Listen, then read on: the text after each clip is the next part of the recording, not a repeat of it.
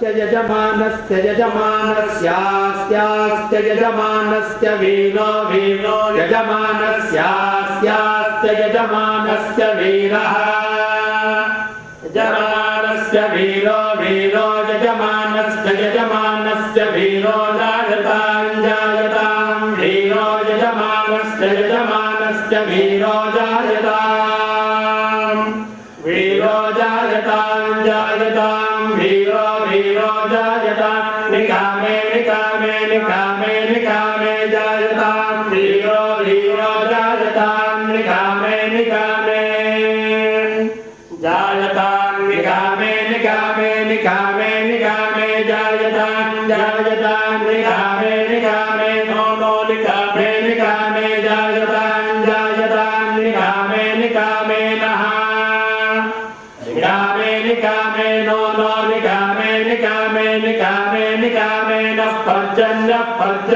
No निकामे निकामे निकामे निकामे नः पर्जन्यः निकामे निकामे निकामे निकामे नः पर्जन्यो no नः पर्जन्यो वर्षतो वर्षतो पर्जन्यो नो नः पर्जन्यो वर्षतो पर्जन्यो वर्षतो वर्षतो पर्जन्यः पर्जन्यो वर्षतो फलिन्यः फलिन्यो वर्षतो पश्यन्यः पर्जन्यो वर्षतो फलिन्यः नर्षतो फलिन्यः फलिन्यो वर्षतो वर्षतो फलिन्यो नो नः फलिन्यो वर्षतो वर्षतो फलिन्यो नः फलिन्यो नो नः फलिन्यः फलिन्यो न औषधय औषधयो नः फलिन्यः फलिन्यो न औषधयः न औषधय औषधयो नो न औषधयः पच्यन्तां पच्यन्ताम् औषधयो नो न औषधयः पच्यन्ताम् औषधयः पच्यन्तां पच्यन्ताम् औषधय औषधयः पच्यन्तां योगक्षेमो योगक्षेमो पच्यन्ताम् औषधय औषधयः पच्यन्तां योगक्षेमः पच्यन्तां योगक्षेमो योगक्षेमः पच्यन्तां पच्यन्तां योगक्षेमो नो नो योगक्षेमः पच्यन्तां पच्यन्तां योगक्षेमो नः योगक्षेमो नो नो योगक्षेमो योगक्षेमो नः कल्पतां कल्पतां नो योगक्षेमो योगक्षेमो नः कल्पतां योगक्षेम इति योगक्षेमः नः कल्पतां कल्पतां नो नः कल्पतां कल्पतामिति कल्पतां निकामे निकामे नः पर्जन्यो वर्षत्वित्याह निकामे निकामे हवै तत्र पर्जन्यो वर्षति यद्वैतेन यज्ञेन यजन्ते फलिन्यो न ओषधयः पच्यन्तामित्याह फलिन्यो हवै तत्रौषधयः पच्यन्ते यत्रैतेन यज्ञेन यजन्ते योगक्षेमो नः कल्पतामित्याह कल्पते हवै तत्र प्रजाभ्यो योगक्षेमः यत्रैतेन यज्ञेन यजन्ते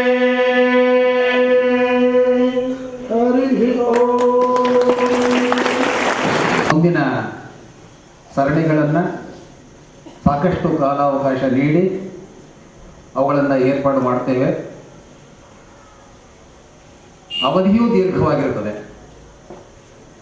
ದಯವಿಟ್ಟು ಎಲ್ಲರೂ ಗಮನಿಸಿ, ನಿಮ್ಮ ಪ್ರಶ್ನೆಗಳನ್ನು ಕೇಳುವಾಗ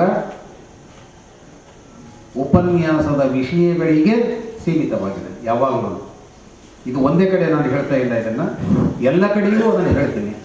ಆ ಉಪನ್ಯಾಸಕ್ಕೆ ಸಂಬಂಧ ಪಡದೇ ಇರುವಂತಹ ಪ್ರಶ್ನೆಗಳನ್ನ ಕೇಳಿದ್ರೆ ಆ ವಿಷಯಾಂತರ ಆಗ್ತಾ ಹೋಗ್ತದೆ. ನಮಗೆ ಇರುವಂಥ ಅತ್ಯಂತ ಕಡಿಮೆ ಅವಧಿ ಹೇಗೆ ಮುಗಿದೋಯ್ತು ಅಂತ ಗೊತ್ತಾಗೋದಿಲ್ಲ. ದಯವಿಟ್ಟು ಇವತ್ತಿನ ದಿವಸ ನಾನು ಅವ್ರುಗಳಿಗೆ ಕೇಳ್ಕೊಂಡಿದ್ದು ಏನಂದರೆ, ನೇರವಾಗಿ ವಿಷಯಕ್ಕೆ ಸಂಬಂಧಪಟ್ಟಂತಹ ಪ್ರಶ್ನೆಗಳನ್ನು ಮಾತ್ರ ತೆಗೆದುಕೊಳ್ಳಿ. ಇದಕ್ಕೆ ಸಂಬಂಧಪಡದೇ ಇರುವಂತಹ ವಿಷಯಗಳನ್ನು ನಾವು ಇಲ್ಲಿ ಚರ್ಚಿಸುವುದು ಬೇಡ. ಈಗ ನಮಗಿರುವಂಥ ಕಾಲಾವಕಾಶ ಬಹಳ ಕಡಿಮೆ. ಬೇಕಾದರೆ ಇನ್ನೊಂದು ಸಲ ನಿಮಗೆಲ್ಲರಿಗೂ ಕೇವಲ ಪ್ರಶ್ನೋತ್ತರ ಸಂಬಂಧಪಟ್ಟ ಹಾಗೆ ಒಂದು ಮಾಡಬೇಕು ಅಂದರೆ ನಿಮಗೆ ಒಂದು ವಿಷಯ ಹೇಳ್ತೀನಿ, ಪ್ರತಿ ತಿಂಗಳು ಸುಧಾಕರ ಶರ್ಮಾ ಅವರು ಮೈಸೂರಿಗೆ ಬಂದು ಹೋಗ್ತಾರೆ. ಅವರು ಅವರ ವೈದ್ಯಕೀಯ ಶುಶ್ರೂಷೆಗಾಗಿ ಮೈಸೂರಿಗೆ ಬರ್ತಾರೆ. ತಮಗೆ ಆಸಕ್ತಿ ಇದ್ದರೆ ಅವರನ್ನು ಸಂಪರ್ಕಿಸಿ ಮೈಸೂರಿನಲ್ಲಿ ಯಾವತ್ತು ಇರ್ತಾರೆ ಅಂತ ತಿಳ್ಕೊಳ್ಳಿ. ಅವರ ಜೊತೆಗೆ 1 ಗಂಟೆ 1.5 ಗಂಟೆ ಕಳೆಯೋದಕ್ಕೆ ಅವಕಾಶವಾಗಬಹುದು, ಅವರ ಅನುಕೂಲಕ್ಕೆ ತಕ್ಕ ಹಾಗೆ. ಇವತ್ತು ಕೊನೆ ದಿವಸದ ಉಪನ್ಯಾಸ ಹಾಗೂ ಪ್ರಶ್ನೋತ್ತರ ಕಾರ್ಯಕ್ರಮವನ್ನು ನಾವು ನಮ್ಮ ಸ್ನೇಹಿತರಾದ ಶ್ರೀ ಯೋಗೇಶ್ ಅವರು ಮಾಲಾರ್ಪಣೆ ಮಾಡುವ ಮೂಲಕ ಪ್ರಾರಂಭಿಸ್ತಾ ಇದ್ದಾರೆ. 3 ಜನ ಪ್ರತಿಕ್ರಿಯೆಯನ್ನು ಕೊಡ್ತಾರೆ. ಬೆಂಗಳೂರಿನಂತಹ ರಾಜಧಾನಿಯಲ್ಲಿ ಈ ತರಹದ ವೇದಗಳಿಗೆ ಸಂಬಂಧಪಟ್ಟಂತಹ ಕಾರ್ಯಕ್ರಮ ನಡೆಸಿದರೆ ತುಂಬ ಒಳ್ಳೆಯ ಕಾರ್ಯಕ್ರಮ. ತುಂಬ ಜನ ಸೇರಿದ್ರು, 150 ಜನ. ವಾಸ್ತವ ಯಾರು ಆಯೋಜನೆ ಮಾಡ್ತಾರೆ ಅವರ ಕೌಶಲ್ಯವನ್ನು ತೋರಿಸುತ್ತೆ. 2 ಯಾರು ಸಭೆಗೆ ಆಗಮಿಸ್ತಾರೆ ನಿಮ್ಮೆಲ್ಲರ ಶ್ರದ್ಧಾಭಕ್ತಿಗಳನ್ನು ತೋರಿಸುತ್ತೆ. ಆ ದೃಷ್ಟಿಯಿಂದ ಈ ಸಂಖ್ಯೆಯಲ್ಲಿ ವೇದಗಳ ವಿಚಾರ ತಿಳಿಯೋದಕ್ಕೋಸ್ಕರ ಸೇರಿರ್ತಕ್ಕಂಥ ಯಾವ ಜನತೆ ಇದ್ದೀರಾ ನೀವು, ಅದನ್ನು ಮನನ ಮಾಡ್ತಾ ಜೀವನದಲ್ಲಿ ಅಳವಡಿಸ್ಕೋತಾ ಹೋಯಿತು ಅಂತಾದರೆ ಖಂಡಿತವಾಗಿ ಇಲ್ಲಿ ನಾವೆಲ್ಲರೂ ಕಳೆದಂಥ ಸಮಯ ಸಾರ್ಥಕವಾಯಿತು ಅಂತ ಅನಿಸುತ್ತೆ. ಅದು ಆಗಲಿ ಅಂತೇಳಿ ಭಗವಂತನಿಗೆ ಪ್ರಾರ್ಥನೆ ಮಾಡ್ತಾನೆ. ಸಮಯ ಕಡಿಮೆ ಇದೆ, ಹಾಗೆಯೇ ತಮ್ಮಲ್ಲಿ ಒಂದು ಕ್ಷಮೆ ನಾನು ಕೇಳ್ತಕ್ಕಂಥದ್ದು ಏನು ಅಂತಂದರೆ, ಎಲ್ಲ ಪ್ರಶ್ನೆಗಳಿಗೂ ಉತ್ತರ ಹೇಳ್ತಕ್ಕಂಥದ್ದು ಅಸಾಧ್ಯ. ಹಾಗಾಗಿ ಯಾರ್ದಾದರೂ ಪ್ರಶ್ನೆಗೆ ಉತ್ತರ ಹೇಳಲಿಲ್ಲ ಅಂತಂದರೆ ದಯವಿಟ್ಟು ಅನ್ಯಥಾ ಭಾವಿಸಬೇಡಿ. ಅದು ಪ್ರಶ್ನೆ ಕೇಳೋದ್ರಲ್ಲಿ ನನ್ನ ಒಂದು ವಿನಂತಿ. ಆದಷ್ಟು ಹೆಚ್ಚು ಪ್ರಶ್ನೆಗಳಿಗೆ ಚುಟುಕಾಗಿ ಹೇಳಿ ಹೆಚ್ಚು ಪ್ರಶ್ನೆಗಳಿಗೆ ಉತ್ತರ ಕೊಡ್ತಕ್ಕಂಥ ಪ್ರಯತ್ನವಂತೂ ಪ್ರಾಮಾಣಿಕವಾಗಿ ಮಾಡ್ತೇನೆ. ಮತ್ತು ಇಲ್ಲಿ ಬಂದಿರತಕ್ಕಂಥ ಪ್ರಶ್ನೆಗಳಲ್ಲಿ ಅನೇಕ ಪ್ರಶ್ನೆಗಳಿಗೆ ಈಗಾಗಲೇ ಒಂದು ರೀತಿಯ ಉತ್ತರ ಸಿಕ್ಕಿರುವಂಥದ್ದೇನಿದೆ, ಆ ಪ್ರಶ್ನೆಗಳಿಗೆ ಮತ್ತೆ ಏನು ಹೇಳೋದಕ್ಕೆ ಹೋಗೋದಿಲ್ಲ. ಇನ್ನೊಂದು ಆಗಲೇ ಕೃಷ್ಣಕುಮಾರ್ ಅವರು ಹೇಳಿದ ಹಾಗೆ ಇಲ್ಲಿ ಯಾವ ವಿಚಾರ ವಿಮರ್ಶೆ ನಡೀತು ಆ ವ್ಯಾಪ್ತಿಯ ಆಚೆಗಿರ್ತಕ್ಕಂಥ ಪ್ರಶ್ನೆಗಳನ್ನು ಕೂಡ ಸದ್ಯಕ್ಕೆ ತಗೊಳ್ಳೋದಿಲ್ಲ.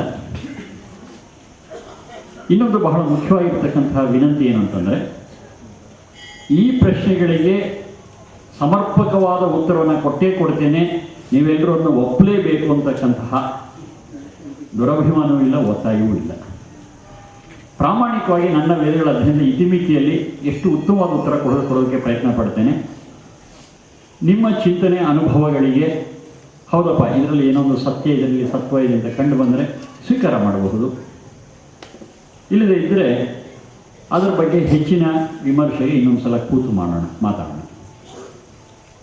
ಮತ್ತು ಇನ್ನು ಕೆಲವು ಪ್ರಶ್ನೆಗಳು ಹೇಗಿದೆ ಅಂತಂದರೆ, ಈ ಕಾಂಟ್ರವರ್ಷಿಯಲ್ ಅಂತೀವಲ್ಲ, ಅಂದರೆ ಇನ್ನಷ್ಟು ಹೆಚ್ಚಿನ ವಿವಾದ, ಇನ್ನಷ್ಟು ಹೆಚ್ಚಿನ ಚರ್ಚೆಗೆ ಕಾರಣವಾಗಿರ್ತಕ್ಕಂಥದ್ದು, ಅಂಥದ್ದನ್ನು ಕೂಡ ಕಾಲದ ಕಾರಣದಿಂದ ನಾನೀಗ ಮುಟ್ತಾ ಇಲ್ಲ.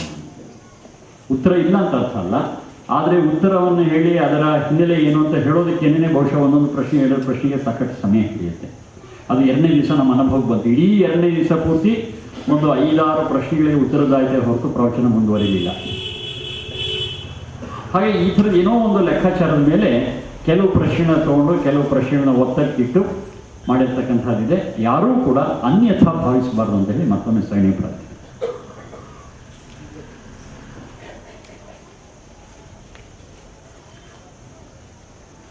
ಅಂತ್ಯೇಷ್ಟಿಯ ನಂತರದ ಯಾವುದೇ ಕರ್ಮಗಳು ಅವೈದಿಕ ಎಂದು ಅದು ಗತಿಸಿದ ಜೀವಕ್ಕೆ ಯಾವ ರೀತಿಯಲ್ಲೂ ತಲುಪುವುದಿಲ್ಲವೆಂದು ಹೇಳಿದರೆ, ಗರುಡ ಪುರಾಣದಲ್ಲಿ ಉಲ್ಲೇಖವಾಗಿರುವ ಕರ್ಮಗಳ ವಿಧಿಯನ್ನು ವಿರೋಧಿಸಿದಂತಾಗುವುದಿಲ್ಲವೇ? ಈ ಹೇಳಿಕೆ ಸಂಸ್ಕಾರ ವಿರೋಧಿಗಳಿಗೆ ಪುಷ್ಟಿ ಕೊಟ್ಟಂತಾಗುವುದಿಲ್ಲವೇ? ವೇದ ಮತ್ತು ಗರುಡ ಪುರಾಣ ಈ 2ರ ಮಧ್ಯೆ ವಿಚಾರ ಇದೆ. ನಾವು ಪರಮ ಪ್ರಮಾಣ ಅಂತ ಸ್ವೀಕಾರ ಮಾಡತಕ್ಕಂಥದ್ದು ವೇದವಾದ್ದರಿಂದ, ಬರೀ ಏನೋ ಒಂದು ಅಂಧ ವಿಶ್ವಾಸದಿಂದ ಅಲ್ಲ, ಅದರಲ್ಲೇ ಆ ಯೋಗ್ಯತೆ ಇರುವುದರಿಂದ ವೇದ ಸಂಹಿತಾ ಭಾಗವನ್ನು ಉಳಿದು ಮಿಕ್ಕ ಯಾವುದನ್ನೂ ಕೂಡ ನಾವು ಪರಮ ಪ್ರಮಾಣ ಅಂತ ಸ್ವೀಕರಿಸುವುದಿಲ್ಲ. ಇದು ನಿಲುವು. ವೇದಗಳಿಗೆ ಅನುಗುಣವಾಗಿರ್ತಕ್ಕಂತಹ ವಿಚಾರ ಎಲ್ಲಿದ್ದರೂ ಸ್ವೀಕಾರ ಮಾಡುವಂತಹದ್ದು, ವೇದಗಳಿಗೆ ಅನುಗುಣವಾಗಿಲ್ಲದೇ ಇರತಕ್ಕಂತಹ ವಿಚಾರ ಎಲ್ಲೇ ಇದ್ದರೂ ಕೂಡ ಬಿಡ್ತಕ್ಕಂತಹದ್ದು ಸತ್ಯಾನ್ವೇಷಕರಿಗೆ ಅತ್ಯವಶ್ಯವಾಗಿರ್ತಕ್ಕಂಥ ವಿಚಾರ ಇದೆ. ಅದರಲ್ಲಿ ಗರುಡ ಪುರಾಣ ನಮಗೆ ಪರಮ ಪ್ರಮಾಣ ಅಲ್ಲ. ಗರುಡ ಪುರಾಣದಲ್ಲಿ ವೇದಗಳಿಗೆ ವಿರುದ್ಧವಾಗಿರ್ತಕ್ಕಂಥ ವಿಚಾರ ಇದೆ, ಬಿಡ್ತಕ್ಕಂಥದ್ದೇ ಇದೆ. ಅದು ಗರುಡ ಪುರಾಣಕ್ಕೆ ವಿರೋಧ ಆಗಲ್ಲ ಅಂದರೆ ಆಗುತ್ತೆ. ವೇದಗಳಿಗೆ ವಿರೋಧ ಇಲ್ಲದೆ ಇರತಕ್ಕಂಥದ್ದು ನಮ್ಮ ಮುಖ್ಯ ನಿಲುವು, ಉದ್ದೇಶ, ಲಕ್ಷ್ಯ ಇದೆ ಹೊರತು ಗರುಡ ಪುರಾಣಕ್ಕೆ ವಿರೋಧ ಆಗುತ್ತೆ ಇರ್ತಕ್ಕಂಥ ವಿಚಾರ ಇಲ್ಲ. ಆಗ್ಬೋದು. ಆ ಥರ ಇನ್ನೂ ಎಷ್ಟೋ ವಿಚಾರಗಳಿದೆ, ಅವಕ್ಕೆಲ್ಲ ವಿರೋಧ ಆಗುತ್ತೆ. ಸತ್ಯವನ್ನು ಹೇಳಿದಾಗ ಸುಳ್ಳಿಗೆ ವಿರೋಧ ಆಗುತ್ತೆ, ಆಗಲೇಬೇಕು, ಅನಿವಾರ್ಯ. ಮತ್ತು ಈ ಹೇಳಿಕೆ ಸಂಸ್ಕಾರ ವಿರೋಧಿಗಳಿಗೆ ಪುಷ್ಟಿ ಕೊಟ್ಟಂತಾಗುವುದಿಲ್ಲವೇ ಅಂತ ಖಂಡಿತವಾಗಿಲ್ಲ. ಯಾಕೆಂತಂದರೆ ಯಾವ ಸಂಸ್ಕಾರಗಳನ್ನು ಮಾಡಬೇಕು ಆ ಸಂಸ್ಕಾರಗಳನ್ನು ವೇದಗಳು ಹೇಳನೆ ಮಾಡಲೇಬೇಕು, ಅದರಲ್ಲಿ ಇಂಥ ವಿಚಾರಗಳಿಂದ ಹೇಳಾಗಿದೆ. 16 ಸಂಸ್ಕಾರಗಳ ವಿಚಾರ. ಸಾಮಾನ್ಯವಾಗಿ ಈ ಥರದ ಸಂಸ್ಕಾರನ ವಿರೋಧ ಮಾಡತಕ್ಕಂಥವರು 2 ಕಾರಣಕ್ಕೆ ಮಾಡ್ತಾರೆ. ಒಂದು ಏನು ಅಂತ ಗೊತ್ತಿಲ್ಲ, ಎರಡನೇದು ಅವರ ಪ್ರಶ್ನೆಗೆ ಸರಿಯಾಗಿ ಉತ್ತರ ಹೇಳಿರಲ್ಲ. ಈ ಕಾರಣಗಳಿಂದ ಏನು ಮಾಡ್ತಾರೆ, ಅವರು ಅದನ್ನು ವಿರೋಧ ಮಾಡ್ತಾರೆ. ಆ ಸಂಸ್ಕಾರದಲ್ಲಿ ಇರ್ತಕ್ಕಂತಹ ವಿಶೇಷತೆಯನ್ನು ತಿಳಿಸ್ಕೊಟ್ಟು ಜೀವನಕ್ಕೆ ಹೇಗೆ ಉಪಯೋಗ ಅನ್ನೋದು ತಿಳಿಸ್ಕೊಟ್ಟು ಅರ್ಥಪೂರ್ಣವಾಗಿ ಅದನ್ನು ಮಾಡೋದಾದರೆ ಖಂಡಿತವಾಗಿ ವಿರೋಧ ಬರೋದಿಲ್ಲ. ಹಾಗೂ ಒಂದು ವೇಳೆ ವಿರೋಧ ಬಂದರೆ ಅದು ಅವರ ದೋಷವಾಗುತ್ತೆ ಹೊರತು ನಮ್ಮ ದೋಷ ಏನೂ ಇಲ್ಲ. ಈಗ ಅರ್ಥ ಮಾಡ್ತಾರೆ.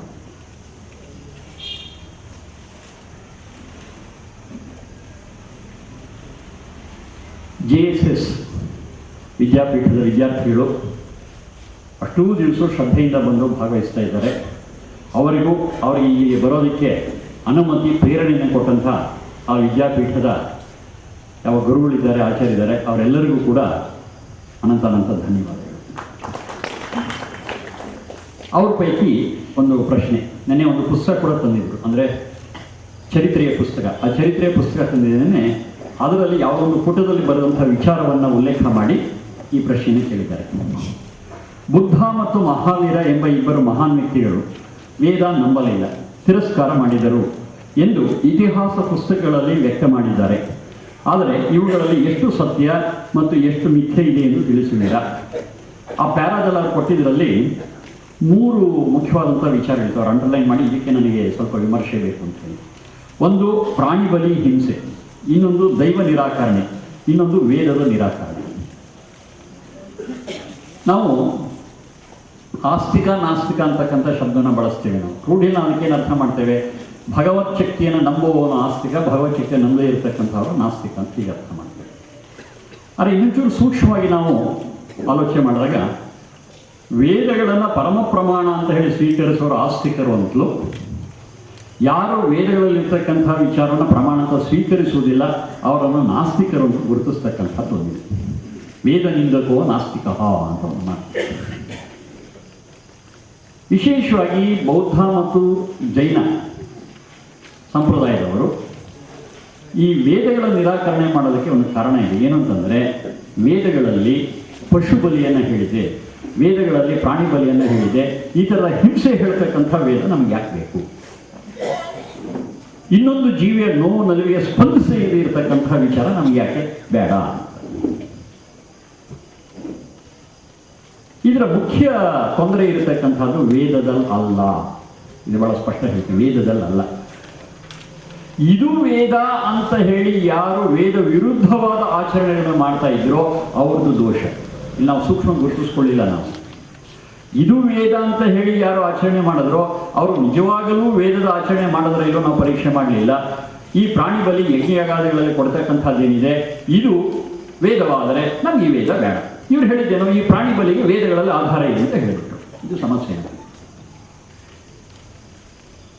ನಾವು ಸೂಕ್ಷ್ಮವಾಗಿ ನೋಡಿದಾಗ, ಅಧ್ಯಯನ ಮಾಡಿದಾಗ ವೇದಗಳಲ್ಲಿ ಎಲ್ಲಿಯೂ ಕೂಡ ಹಿಂಸೆಯನ್ನು ಹೇಳಿಲ್ಲ, ಅಪ್ಪಿತಪ್ಪಿ ಕೂಡ ಹೇಳಿಲ್ಲ. ಅಶ್ವಂ ಅಹಿಂಸೀತ್ ವೇದದಲ್ಲಿ ಬರುತ್ತೆ, ಗಾಂ ಅಹಿಂಸೀತ್, ಊರ್ಣ ಯುಮ್ಮಾಹಿಂಸೀತ್, ಹೀಗೆ ಹೇಳ್ತಾ ಮಾ ಹಿಂಸೀತ್, ಅನಾಗೋ ಹತ್ಯ ವೈ ಭೀಮ, ಇದೆಲ್ಲ ಬೇರೆ ಬೇರೆ ವೇದ ಮಂತ್ರದ ಭಾಗವನ್ನು ಹೇಳ್ತಾ ಇರ್ತಕ್ಕಂಥ ಬಹಳ ಸ್ಪಷ್ಟವಾಗಿದೆ. ಕುದುರೆಯನ್ನು ಹಿಂಸಿಸಬೇಡ, ಹಸುವನ್ನು ಹಿಂಸಿಸಬೇಡ, ಕುರಿ ಮೇಕೆಗಳನ್ನು ಹಿಂಸಿಸಬೇಡ, ಯಾವುದೇ ಪ್ರಾಣಿಯನ್ನು ಮಾ ಹಿಂಸೆ ಮಾಡಬೇಡ. ಅನಾಗೋ ಹತ್ಯ ವೈ ಭೀಮ, ನಿಷ್ಪಾಪ ಪ್ರಾಣಿಗಳು ಏನು ತಪ್ಪಣಿತು? ಅಂತಹ ಪ್ರಾಣಿಗಳನ್ನು ಕೊಲ್ಲತಕ್ಕಂಥದ್ದು ಅತ್ಯಂತ ಭಯಾನಕವಾಗಿರ್ತಕ್ಕಂಥ ಕಾರ್ಯ. ಈ ಥರದ ಮಾತು ಬರುತ್ತೆ ವೇದಗಳಲ್ಲಿ. ಮತ್ತೀಗಾಗಲೇ 2-3 ಸಲ ಹೇಳಿದ್ದೇನೆ ನಾನು, ಮಿತ್ರಸ್ಯ ಚಕ್ಷುಷ ಸರ್ವಾಣಿ ಭೂತಾನಿ ಸಮೀಕ್ಷೆ. ಅಂದರೆ ಸ್ನೇಹ ಭಾವದಿಂದ ಸಕಲ ಜೀವರಾಶಿಗಳನ್ನು ನೋಡೋಣ, ಅವು ಹಾಗೆ ನೋಡಿ ನಾವೆಲ್ಲರೂ ಸ್ನೇಹ ಭಾವದಿಂದ ಬಾಳಿ ಬದುಕೋಣ. ಹೀಗಿರ್ತಕ್ಕಂಥ ವೇದಗಳಲ್ಲಿ ಪಶು ಬಲಿಯ ವಿಚಾರ, ಪ್ರಾಣಿ ಬಲಿಯ ವಿಚಾರ ಇಲ್ಲ. ವಿಶೇಷವಾಗಿ ಯಜ್ಞಗಳಂತೂ ಖಂಡಿತವಾಗಿ ಇಲ್ಲ, ಎಲ್ಲೂ ಇಲ್ಲ, ಅಲ್ಲೂ ಇಲ್ಲ. ಪ್ರಮಾಣ ಏನು? ಒಂದಂತೂ ಹೇಳಾಯಿತು, ಹಿಂಸೆ ಮಾಡಬೇಡ ಅಂತ ಹೇಳಿರ್ತಕ್ಕಂಥ ವೇದ ಮಂತ್ರ ತುಣುಕುಗಳನ್ನು ಹೇಳಿದ್ದಾಯಿತು. ಅದರ ಜೊತೆಗೆ ಅಗ್ನಿ ಯಜ್ಞ ಮಧ್ವರಂ ವಿಶ್ವದ ಪರಿಪೂರಸಿ ಸೈ ದೇವೇಶು ಗಚ್ಚತಿ, ಋಗ್ವೇದದಲ್ಲಿ ಬರ್ತಕ್ಕಂಥ ಮಂತ್ರ. ಇಲ್ಲಿ ಯಜ್ಞ ಯಾಗಾದಿಗಳು ಅನ್ನೋದಕ್ಕೆ ಇನ್ನೊಂದು ಬಳಸಿರ್ತಕ್ಕಂಥ ಪದ ಅಧ್ವರ ಅಂತ ಹೇಳಿ. ಯಜ್ಞ ಯಾಗಾದಿಗಳು ಬೇರೆ ಇಲ್ಲ, ಅಧ್ವರ ಬೇರೆ ಇಲ್ಲ, ಅದಕ್ಕೆ ಇನ್ನೊಂದು ಹೆಸರು. ಅಧ್ವರನ ಶಬ್ದದ ಅರ್ಥ ಏನು? ಧ್ವರ ಇತಿ ಹಿಂಸಾ ಕರ್ಮ, ಬಹಳ ಸ್ಪಷ್ಟವಾಗಿ ಯಾಸ್ಕರ ನಿರುಕ್ತದಲ್ಲಿ ಹೇಳ್ತಾರೆ. ತತ್ಪ್ರತಿಷೇಧ ಅಧ್ವರ. ಧ್ವರ ಅಂತಂದರೆ ಹಿಂಸೆ, ಆ ಹಿಂಸೆ ಇಲ್ಲದೇ ಇರತಕ್ಕಂಥದ್ದಕ್ಕೆ ಅಧ್ವರ ಅಂತ ಹೆಸರು, ಅದು ಯಜ್ಞಕ್ಕೆ ಇನ್ನೊಂದು ಹೆಸರು. ಹಾಗೆ ಯಜ್ಞ ಅಂತಂದರೆ ಅಹಿಂಸಾ ಕರ್ಮ ಅಂತಕ್ಕಂಥದ್ದು 100ಕ್ಕೆ 100 ಸ್ಪಷ್ಟವಾಗಿದೆ. ಹಾಗಾಗಿ ಯಜ್ಞ ಆಗಾದರಲ್ಲಿ ಪಶುಬಲಿ ಇತ್ಯಾದಿ ವಿಚಾರಗಳು ಬರುವುದಕ್ಕೆ ಸಾಧ್ಯವೇ ಇಲ್ಲ. ಯಾಕೆಂತಂದರೆ ಯಜ್ಞದ ಇನ್ನೊಂದು ಹೆಸರು ಅಹಿಂಸಾ ಕರ್ಮ. ಮತ್ತು ಹಾಗಾದರೆ ಈ ಅಶ್ವಮೇಧ, ಗೋಮೇಧ ಇತ್ಯಾದಿಯನ್ನು ಹೇಗೆ ಅರ್ಥ ಮಾಡ್ಕೊಳ್ಳೋದು? ಇವತ್ತಿನವರೆಗೂ ನಾವು ನೋಡಿರ್ತಕ್ಕಂಥ ಪುಸ್ತಕಗಳಲ್ಲಿ 100ಕ್ಕೆ 99.9 ಪುಸ್ತಕಗಳಲ್ಲಿ ವೇದ ಭಾಷೆಯ ಅರಿವಿಲ್ಲದೆ ಇವುಗಳ ಅಪಾರ್ಥ ಮಾಡಿದ್ದಾರೆ. ಅದನ್ನು ತಿಳ್ಕೊಂಡ್ರೆ ನಮಗೆ ವೇದಗಳ ಆಶಯ ಏನು, ವೇದಗಳ ಮೂಲ ಉದ್ದೇಶ ಏನು ಚೆನ್ನಾಗಿ ಅರ್ಥ ಆಗುತ್ತೆ ನಮಗೆ. ಅಶ್ವಮೇಧ ಉದಾಹರಣೆ. ಅಶ್ವ ಅಂತಂದರೆ ಸಂಸ್ಕೃತದ ಜ್ಞಾನದ ಹಿನ್ನೆಲೆ ನಮಗೆ ಕಾಣ್ತಕ್ಕಂಥದ್ದು 4 ಕಾಲಿನ ಕುದುರೆ ಮಾತ್ರ. ವೇದ ಭಾಷೆಯ ಹಿನ್ನೆಲೆ ಇಲ್ಲಲ್ಲ, ಸಂಸ್ಕೃತ ಭಾಷೆಯ ಹಿನ್ನೆಲೆಯಲ್ಲಿ ಇದೆ ಸಮಸ್ಯೆ ನಮಗೆ. ಸಂಸ್ಕೃತ ಭಾಷೆ ವೇದ ಭಾಷೆಯಿಂದ ಬಂದಿರತಕ್ಕಂಥದ್ದೇ ಹೊರತು ಸಂಸ್ಕೃತ ಭಾಷೆ ಮತ್ತು ವೇದ ಭಾಷೆ ಒಂದೇ ಅಲ್ಲ, ಸಾಕಷ್ಟು ವ್ಯತ್ಯಾಸ ಇದೆ. ವೇದಗಳನ್ನು ವೇದ ಭಾಷೆ ಎನ್ನುವ ರೀತಿಯಲ್ಲಿ ವೈದಿಕ ವ್ಯಾಕರಣದ ಬೆಳಕಿನಲ್ಲೇ ನೋಡಬೇಕೇ ಹೊರತು, ಆ ವಿಧಾನದಲ್ಲೇ ನೋಡಬೇಕೇ ಹೊರತು ಸಂಸ್ಕೃತದ ಹಿನ್ನೆಲೆ ವೇದವನ್ನು ನೋಡಿದ್ರೆ ಅಪಾರ್ಥಕ್ಕೆ ಕಾರಣ ಆಗುತ್ತೆ. ಹಾಗಾದರೆ ಅಶ್ವಯನ ಶಬ್ದನ ಅರ್ಥ ಹೇಗೆ ಮಾಡ್ಕೊಳ್ಬೇಕು? ಯಾವುದೇ ನಿಮಗೆ ಗೊತ್ತಾಗಿದೆ. ಧಾತು ಏನು ಅಂತ ಕೇಳಿ ಮುಗೀತಷ್ಟೇ. ಅಶ ಭಕ್ಷಣೆ ಅಂತಕ್ಕಂಥದ್ದು ಮೂಲ ಧಾತು. ಅಶ ಭಕ್ಷಣೆ ಎನ್ನುವ ಧಾತುವಿನಿಂದ ಅಶ್ವ ಎನ್ನುವಂಥ ಪದ ಬಂದಿದೆ. ಕುದುರೆಗೆ ಹೇಗೆ ಇದನ್ನು ಹೊಂದಿಸ್ತೀರಾ? ಯಾಸ್ಕರ ನಿರುಕ್ತದಲ್ಲಿ ಆ ಒಂದು ಸೂಚನೆಯನ್ನು ಕೊಡ್ತಾರೆ. ಈ ಕುದುರೆ ಅಂತಕ್ಕಂಥ 4 ಕಾಲಿನ ಪ್ರಾಣಿ ಏನಿದೆ ಅದು ದಾರಿಯನ್ನು ತಿನ್ನುತ್ತದೆ, ಆದ್ದರಿಂದ ಅದು ಅಶ್ವ. ಅದು ಮುಖ್ಯ ಏನು? ತಿನ್ನೋದು. ಅಶಭಕ್ಷಣೆ. ತಿನ್ನುವುದು ಬೇರೆ ಅಲ್ಲ, ಗ್ರಹಿಸುವುದು ಬೇರೆ ಅಲ್ಲ. ಈ ಹಿನ್ನೆಲೆಯಲ್ಲಿ ಕಣ್ಣು ರೂಪವನ್ನು, ಬೆಳಕನ್ನು ಗ್ರಹಿಸುತ್ತದೆ, ಅದನ್ನ ಕಣ್ಣಿಗೂ ಅಶ್ವ ಅಂತ ಹೆಸರಿದೆ. ಶಬ್ದವನ್ನು ಗ್ರಹಿಸ್ತಕ್ಕಂಥ ಕಿವಿಗೆ ಅಶ್ವ ಅಂತ ಹೆಸರಿದೆ. ಎಲ್ಲ ಇಂದ್ರಿಯಗಳು ಕೂಡ ಒಂದೊಂದು ಅಂಶವನ್ನು ತನ್ನ ವಿಷಯವನ್ನು ಗ್ರಹಿಸೋದ್ರಿಂದ ಅವೆಲ್ಲವೂ ಕೂಡ ಅಶ್ವನೇ, ಪಂಚ ಇಂದ್ರಿಯಗಳು. ಸೂರ್ಯನ ಕಿರಣ ಭೂಮಿಯ ಮೇಲಿರ್ತಕ್ಕಂಥ ನೀರನ್ನು ಹೀರಿ ಆವಿಯನ ಮೋಡಗಳನ್ನು ಮಾಡುತ್ತೆ, ಆದ್ದರಿಂದ ಸೂರ್ಯನ ಕಿರಣವೂ ಅಶ್ವ. ಇಷ್ಟು ವ್ಯಾಪಕವಾದಂಥ ಅರ್ಥ ಇದೆ ಧಾತುವಿನ ಮೇಲೆ. ಆಯಾ ಸಂದರ್ಭ ನೋಡಿಕೊಂಡು ನಾವು ಯಾವುದು ಏನು ಅಂತ ನೋಡ್ಕೋಬೇಕು. ಈ ಅಶ್ವಮೇಧ ಪ್ರಕರಣಕ್ಕೆ ಸಂಬಂಧಪಟ್ಟಂತಹ ಸ್ಥಳದಲ್ಲಿ, ಆ ಸಂದರ್ಭದಲ್ಲಿ ಅಶ್ವ ಅಂತಂದರೆ ಇಂದ್ರಿಯಗಳು ಅಂತ ಅರ್ಥ. ಅಲ್ಲಿ ಕುದುರೆಯೇ ಇಲ್ಲ, ಇದು ಸೂಕ್ಷ್ಮ ಇದೆ.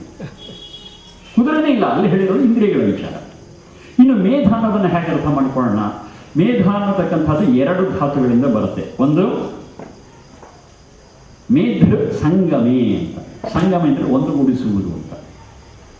ಇನ್ನೊಂದು ಮೇಧೃ ಹಿಂಸಾಯಾಮ ಅಂತ ಇನ್ನೊಂದು ಬರುತ್ತೆ, ಅಂದರೆ ಕೊಲ್ಲುವುದು, ಹನನ ಮಾಡುವುದು ಅನ್ನೋ ಅರ್ಥದಲ್ಲಿ ಬರುತ್ತೆ. 2 ಧಾತುಗಳು, ಇದನ್ನು ನಾವು ಗುರುತಿಸ್ಕೋಬೇಕು. ನಾವು ರೂಢಿಯಲ್ಲಿ ನಮಗೆ ಮೇಧೃ ಅನ್ನೋದರಿಂದ ಕೊಲ್ಲುವುದು ಅನ್ನೋ ಅರ್ಥ ಪ್ರಸಿದ್ಧವಾಗಿ ಬಂದಿದೆ. ಮೇಧೃ ಅಂದರೆ ಸಂಗಮ ಎನ್ನುವಂಥ ಧಾತುವಿನ ಬರತಕ್ಕಂಥ ಪದ ನಮಗೆ ಪರಿಚಯ ಇಲ್ಲ.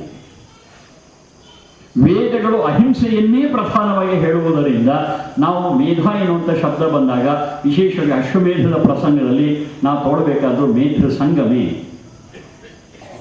ಅಂದರೆ ಒಂದುಗೂಡಿಸುವುದು, ಒಟ್ಟುಗೂಡಿಸುವುದು ಅಂತ. ಈಗ ಅಶ್ವಮೇಧಕ್ಕೆ ಏನು ಅರ್ಥ ಬಂತು?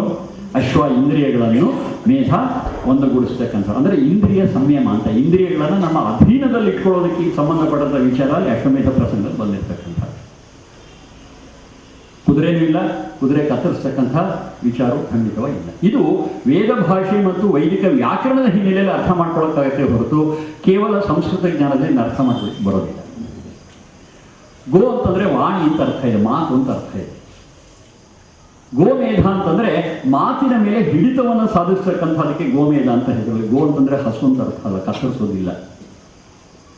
ಯಾಕೆಂತಂದ್ರೆ ವೇದಗಳ ಆಶಯವೇ ಅಹಿಂಸೆ, ವೇದಗಳ ಆಶಯವೇ ಸ್ನೇಹ, ವೇದಗಳ ಆಶಯವೇ ಮೈತ್ರಿ. ಅದಕ್ಕೆ ತದ್ವಿರುದ್ಧವಾಗಿರ್ತಕ್ಕಂಥ ಅರ್ಥಗಳು, ವಿಚಾರಗಳು ಅಲ್ಲಿ ಇಲ್ಲ. ಇದು ವೈದಿಕ ವ್ಯಾಕರಣದ ಹಿನ್ನೆಲೆಯಲ್ಲಿ ನಾವು ಅರ್ಥ ಮಾಡ್ಕೊಳ್ಬೇಕಂತ ವಿಚಾರ. ಆದರೆ ಇವನ್ನ ತಪ್ಪು ತಪ್ಪಾಗಿ ಅರ್ಥ ಮಾಡಿಕೊಂಡು ಅನೇಕರು ಯಜ್ಞ ಯಾಗಾದಿಗಳಲ್ಲಿ ಕುರಿ ಮೇಕೆಗಳನ್ನ, ಹಸುವನ್ನ, ಕುದುರೆಗಳನ್ನ ಬಲಿ ಕೊಟ್ಟರೋದು ಇದೆ. ಅದನ್ನೇ ನಾವು ವಿರೋಧ ಮಾಡಿದ ತಪ್ಪು ಮಾಡಿರೋದು ಇದೆ. ಆದರೆ ಅದು ವೇದಗಳನ್ನು ತಪ್ಪರ್ಥ ಮಾಡ್ಕೊಂಡಂಥ ಜನ ಮಾಡಿರೋ ಕೆಲಸವೇ ಹೊರತು ವೇದದ ನಿರ್ದೇಶ ಅಲ್ಲ. ಹಾಗಾದರೆ ಈ ತರಹ ವ್ಯತ್ಯಾಸ ಮಾಡಿರ್ತಕ್ಕಂಥವರು ಯಾರು, ಏನು? ನನ್ನ ಉತ್ತರ ಬೇಡ. ಮಹಾಭಾರತದಲ್ಲಿ ವ್ಯಾಸರ ಉತ್ತರ ಇದೆ, ಶಾಂತಿ ಪರ್ವದಲ್ಲಿ. ಧೂರ್ತೈ ಪ್ರವರ್ತಿತಂ ಯಜ್ಞೆ ನೈತದ್ ವೇದೇಶು ವಿದ್ಯತೆ. ಬಹಳ ಸ್ಪಷ್ಟವಾಗಿ ಹೇಳಿದ್ದಾರೆ. ವೇದಗಳಲ್ಲಿ ಈ ತರಹದ ವಿಚಾರ ಇಲ್ಲ, ಇದೆಲ್ಲವೂ ಕೂಡ ಧೂರ್ತರಿಂದ ಸೇರಿಸಲ್ಪಟ್ಟಿದೆ. ಏನು ಸ್ಟ್ರಾಂಗ್ ವರ್ಡ್ ಹೇಳಿದೆ. ಹಾಗೆ ಧೂರ್ತರು ಮಾಡಿರ್ತಕ್ಕಂಥ ವಿಚಾರವನ್ನ ನಾವು ನಮ್ಮ ಜೀವನಕ್ಕೆ ಮಾರ್ಗದರ್ಶನವಾಗಿ ತಗೊಳ್ಳೋದಕ್ಕೆ ಸಾಧ್ಯ ಇಲ್ಲ. ಅದು ಬಿಡ್ತಕ್ಕದ್ದೇ, ಅದು ಇಲ್ಲ, ವೇದಗಳಲ್ಲಿ ಇಲ್ಲ. ಇದ್ರ ಜೊತೆಗೆ ಇನ್ನೊಂದು ಅದ್ಭುತವಾದ ಪ್ರಶ್ನೆ ಕೇಳ್ತಾರೆ. ಯಾಕೆ ಯಜ್ಞಾಗಾದಿಗಳನ್ನ ಮಾಡಬೇಕು?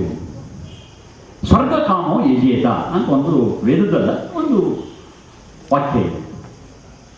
ಸ್ವರ್ಗಕ್ಕೋಸ್ಕರವಾಗಿ ನಾವು ಯಜ್ಞಾಗಾದಿಗಳನ್ನು ಮಾಡಬೇಕು. ಸ್ವರ್ಗ ಅಂದರೆ ಅಲ್ಲೆಲ್ಲೋ ಇದೆ ಅಂತಲ್ಲ, ಒಂದು ಸುಖಮಯ ಸ್ಥಿತಿಗೋಸ್ಕರವಾಗಿ ನಾವು ಯಜ್ಞಾಗಾದಿಗಳನ್ನು ಮಾಡಬೇಕು ಅಂತ ಒಂದು ಉತ್ತರ ಇದೆ ಅದಕ್ಕೆ.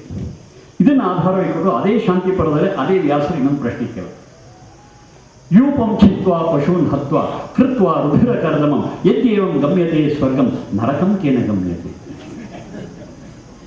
ಗೂಟವನ್ನು ಕಟ್ಟಿ, ಪ್ರಾಣಿಯನ್ನಾದಕ್ಕೆ ಕಟ್ಟಿ, ಅದನ್ನು ಕತ್ತರಿಸಿ ರಕ್ತದ ಕೆಸರನ್ನು ಮಾಡಿ ಒಂದು ವೇಳೆ ಸ್ವರ್ಗಕ್ಕೆ ಹೋಗೋದಾದರೆ ಅಯ್ಯ, ನರಕಕ್ಕೆ ಹೋಗೋರು ಯಾರು? ಎಂತ ಅದ್ಭುತವಾದಂಥ ಪ್ರಶ್ನೆ. ಈ ಹಿನ್ನೆಲೆಯಲ್ಲಿ ನಾವು ನೋಡಿದಾಗ ಯಜ್ಞ ಯಾಗಗಳಲ್ಲಿ ಯಾವತ್ತೂ ಕೂಡ ಪಶುಬಲಿ ಅಂತಕ್ಕಂಥದ್ದು ಇರಲಿಲ್ಲ. ಯಜ್ಞ ಯಾಗದಲ್ಲಿ ಪಶುಬಲಿ ಇತ್ತು ಅಂತಕ್ಕಂಥವರಲ್ಲಿ ಅನೇಕ ಜನ ಸಂಸ್ಕೃತ ವಿದ್ವಾಂಸರು ಸೇರಿರ್ತಕ್ಕಂಥ ದುರ್ದೈವದ ಸಂಗತಿ. ಅಹಿಂಸೆ ಅಹಿಂಸೆ ಅಹಿಂಸೆ ಅಂತ ಹೇಳ್ತಾ ಇದ್ರೂ ಕೂಡ ಹಿಂಸೆ ಜಾಸ್ತಿ ಆಗ್ತಾ ಇರ್ತಕ್ಕಂಥ ಸಂದರ್ಭದಲ್ಲಿ ಹಿಂಸೆಗೆ ಲೈಸೆನ್ಸ್ ಕೊಟ್ಟರೆ ಗತಿ ಏನು? ವಿಮರ್ಶೆ ಮಾಡ್ಬೇಕು ನಾವು. ವೇದಗಳು ಪರಿಶುದ್ಧವಾಗಿದೆ, ವೇದಗಳು ಅಹಿಂಸೆಯನ್ನೇ ಹೇಳಿದೆ. ಇದು ಅಪಾರ್ಥವೇ ಹೊರತು ದುಷ್ಟ ಆಚರಣೆ ಹೊರತು ಈ ದೋಷ ವೇದದ ಮೇಲೆ ಎಂದಿಗೂ ಬರುವುದಿಲ್ಲ. ಇನ್ನು ದೈವ ನಿರಾಕರಣೆ ಮತ್ತು ವೇದ ನಿರಾಕರಣೆ ಅದು ಇದಕ್ಕೆ ಹೊಂದ್ಕೊಂಡು ಹೋಯ್ತಲ್ಲ. ಅವರಲ್ಲಿ ಅಹಿಂಸೆಯ ವಿಚಾರ ಜಾಗೃತವಾಗಿತ್ತು. ಅದು ಮಾನವೀಯ ಗುಣ, ಫಸ್ಟ್ ಕ್ಲಾಸ್. ಬುದ್ಧ ಇರಬಹುದು, ಮಹಾವೀರ ಇರಬಹುದು. ಅಹಿಂಸೆಯ ಬಗ್ಗೆ ಅವರಿಗೆ ಕಾಳಜಿ ಇತ್ತು. ಇತರ ಪ್ರಾಣಿಗಳ ನೋವನ್ನು ಅವರಿಗೆ ಸ್ಪಂದಿಸ್ತಕ್ಕಂಥ ವಿಚಾರ ಇತ್ತು. ಆದರೆ ವೇದಗಳ ಅಪಾರ್ಥದಿಂದಾಗಿ ಅವರಿಗೆ ವೇದಗಳ ಬಗ್ಗೆ ಗೌರವ ಹೋಯಿತು. ಹೀಗಾಗಿ ಸಮಸ್ಯೆ ಉಂಟಾಗಿರ್ತಕ್ಕಂಥದ್ದು. ಬಹುಶಃ ಅವರಿಗೆ ಈ ವೇದಗಳ ಸರಿಯಾದಂಥ ಅರ್ಥವನ್ನು ಹೇಳಿ ಸರಿಯಾದ ಆಚರಣೆಯನ್ನು ತೋರಿಸಿದ್ದಿದ್ರೆ ಖಂಡಿತವಾಗಿ ಬುದ್ಧ, ಮಹಾವೀರ ಇತ್ಯಾದಿಗಳು ವೇದಗಳನ್ನು ಸ್ವೀಕಾರ ಮಾಡ್ತಿದ್ರು. ಸ್ವಲ್ಪ ಹಳೆದಾಯಿತು. ಇತ್ತೀಚಿಂದು ಬಸವಣ್ಣವರು ಕೂಡ ವೇದ ವಿರೋಧಿ ಅಂತ ಕರೀತಾರೆ. ಅವರು ವಿರೋಧಿಸಿದ್ದು ಇದೇ ಕಾರಣಕ್ಕೇನೆ.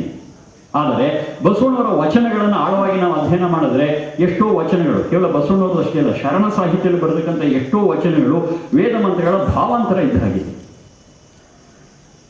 ಹಾಗೆ ಶರಣರಾಗಿ ಬಸವಣ್ಣಾಗಿ ಇವರು ಯಾರೂ ಕೂಡ ವೇದ ವಿರೋಧಿಗಳಲ್ಲ. ಅವರು ವಿರೋಧಿಸಿದ್ದು ವೇದದ ಹೆಸರಿನಲ್ಲಿ ನಡೆದ ಅನಾಚಾರವನ್ನು. ಈ ಸೂಕ್ಷ್ಮ ನಾವು ಅರ್ಥ ಮಾಡಿಕೊಂಡಾಗ ಸಮನ್ವಯ ಬರುತ್ತೆ ನಮಗೆ. ಮತ್ತು ಬುದ್ಧ, ಮಹಾವೀರ, ಬಸವಣ್ಣವರನ್ನ ಸರಿಯಾಗಿ ಅರ್ಥ ಮಾಡ್ಕೊಳ್ಳೋಕ್ಕೆ ಸಾಧ್ಯ ಆಗುತ್ತೆ. ಅದು ಅವರ ಒಂದು ಪ್ರಶ್ನೆಗೆ ಒಂದು ಸಂಕ್ಷಿಪ್ತವಾದಂಥ ಉತ್ತರ.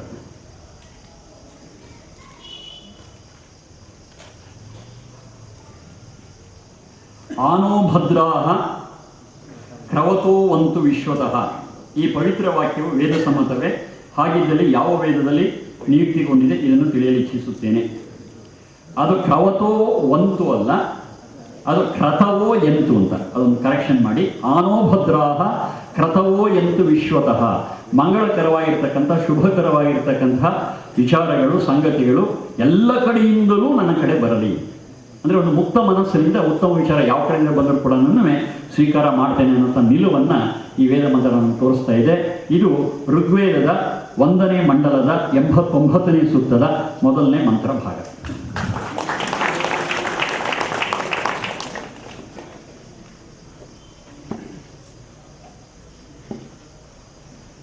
ವೇದಗಳು ಯಾರೇ ಆಗಲಿ ಕಲಿಯುವುದರ ಮತ್ತು ಪಾಠ ಮಾಡುವ ಮೂಲಕ ಸಂರಕ್ಷಿಸುತ್ತಾರೋ ಅವರು ಯಾವುದೇ ಜಾತಿಗೆ ಸೇರಿರಲಿ, ಕೋಮಿಗೆ ಸೇರಿರಲಿ ಬ್ರಾಹ್ಮಣರು ಅಂತ ಪರಿಗಣಿಸಲ್ಪಡುತ್ತಾರಾ? ನೀವೇ ಹೇಳ್ಬೋದು, ಉತ್ತರ ಗೊತ್ತಾಗಿದೆ. ಆದರೆ ಇಲ್ಲಿ ಬ್ರಾಹ್ಮಣರು ಅನ್ನುವಾಗ ಅಲ್ಲೊಂಚೂರು ಸೇರಿಸ್ತಾ ಇದ್ದೇನೆ, ಯಾಕೆಂದರೆ ಬ್ರಾಹ್ಮಣರು ಅಂದರೆ ಇವತ್ತು ನಮಗೆ ಜಾತಿ ತಲೆಗೆ ಬರುತ್ತೆ. ವೇದಗಳನ್ನು ಯಾರು ಕಲಿಯುವುದರ ಮತ್ತು ಪಾಠ ಮಾಡುವ ಮೂಲಕ ಸಂರಕ್ಷಿಸುತ್ತಾರೋ ಅವರು ಯಾವುದೇ ಜಾತಿಗೆ ಸೇರಿರಲಿ, ಕೋಮಿಗೆ ಸೇರಿರಲಿ ಅವರು ಬ್ರಾಹ್ಮಣ ವರ್ಣಕ್ಕೆ ಸೇರಿದವಂತ ಪರಿಗಣಿಸಲ್ಪಡುತ್ತಾರೆ. ಅಂದರೆ ಖಂಡಿತ ಇದು ವೇದದಲ್ಲಿ.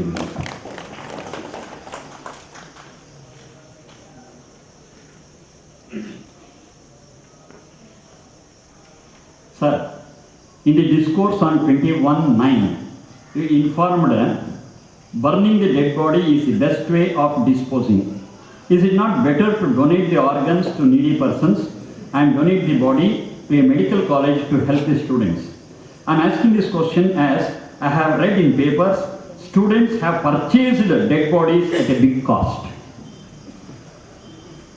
ಅಧ್ಯಯನ ಮಾಡೋದಕ್ಕೋಸ್ಕರವಾಗಿ ಶವದ ಅಗತ್ಯ ಇದೆ.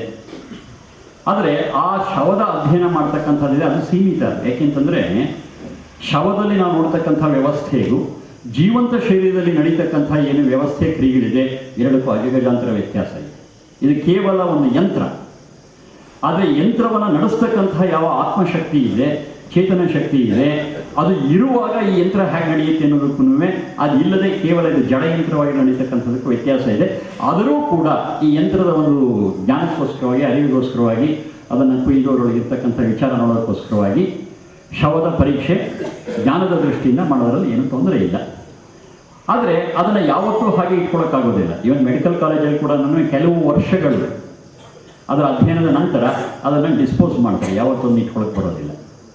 ಹಾಗಾಗಿ ಈ ಅಧ್ಯಯನಕ್ಕೋಸ್ಕರವಾಗಿ ಒಂದು ವೇಳೆ ನಮ್ಮ ಶರೀರವನ್ನು ನಾವು ಯಾವುದೊಂದು ವೈದ್ಯಕೀಯ ಪಾಠಶಾಲೆಗೆ ನಾವು ಕೊಟ್ಟಾಗ ಇದನ್ನು 2 ವರ್ಷ 3 ವರ್ಷ ಬಳಸ್ಕೊಳ್ಳಿ, ನಂತರದಲ್ಲಿ ಮತ್ತೆ ಅದನ್ನು ಸುಡಿ ಅನ್ನುವಂಥ ಒಂದು ಕಂಡೀಷನ್ ಜೊತೆಗೆ ನಾವು ಕೊಡಬಹುದು. ಅದು ಜ್ಞಾನದ ಅಭಿವೃದ್ಧಿಗೆ ಸಹಾಯ ಆಗುತ್ತೆ.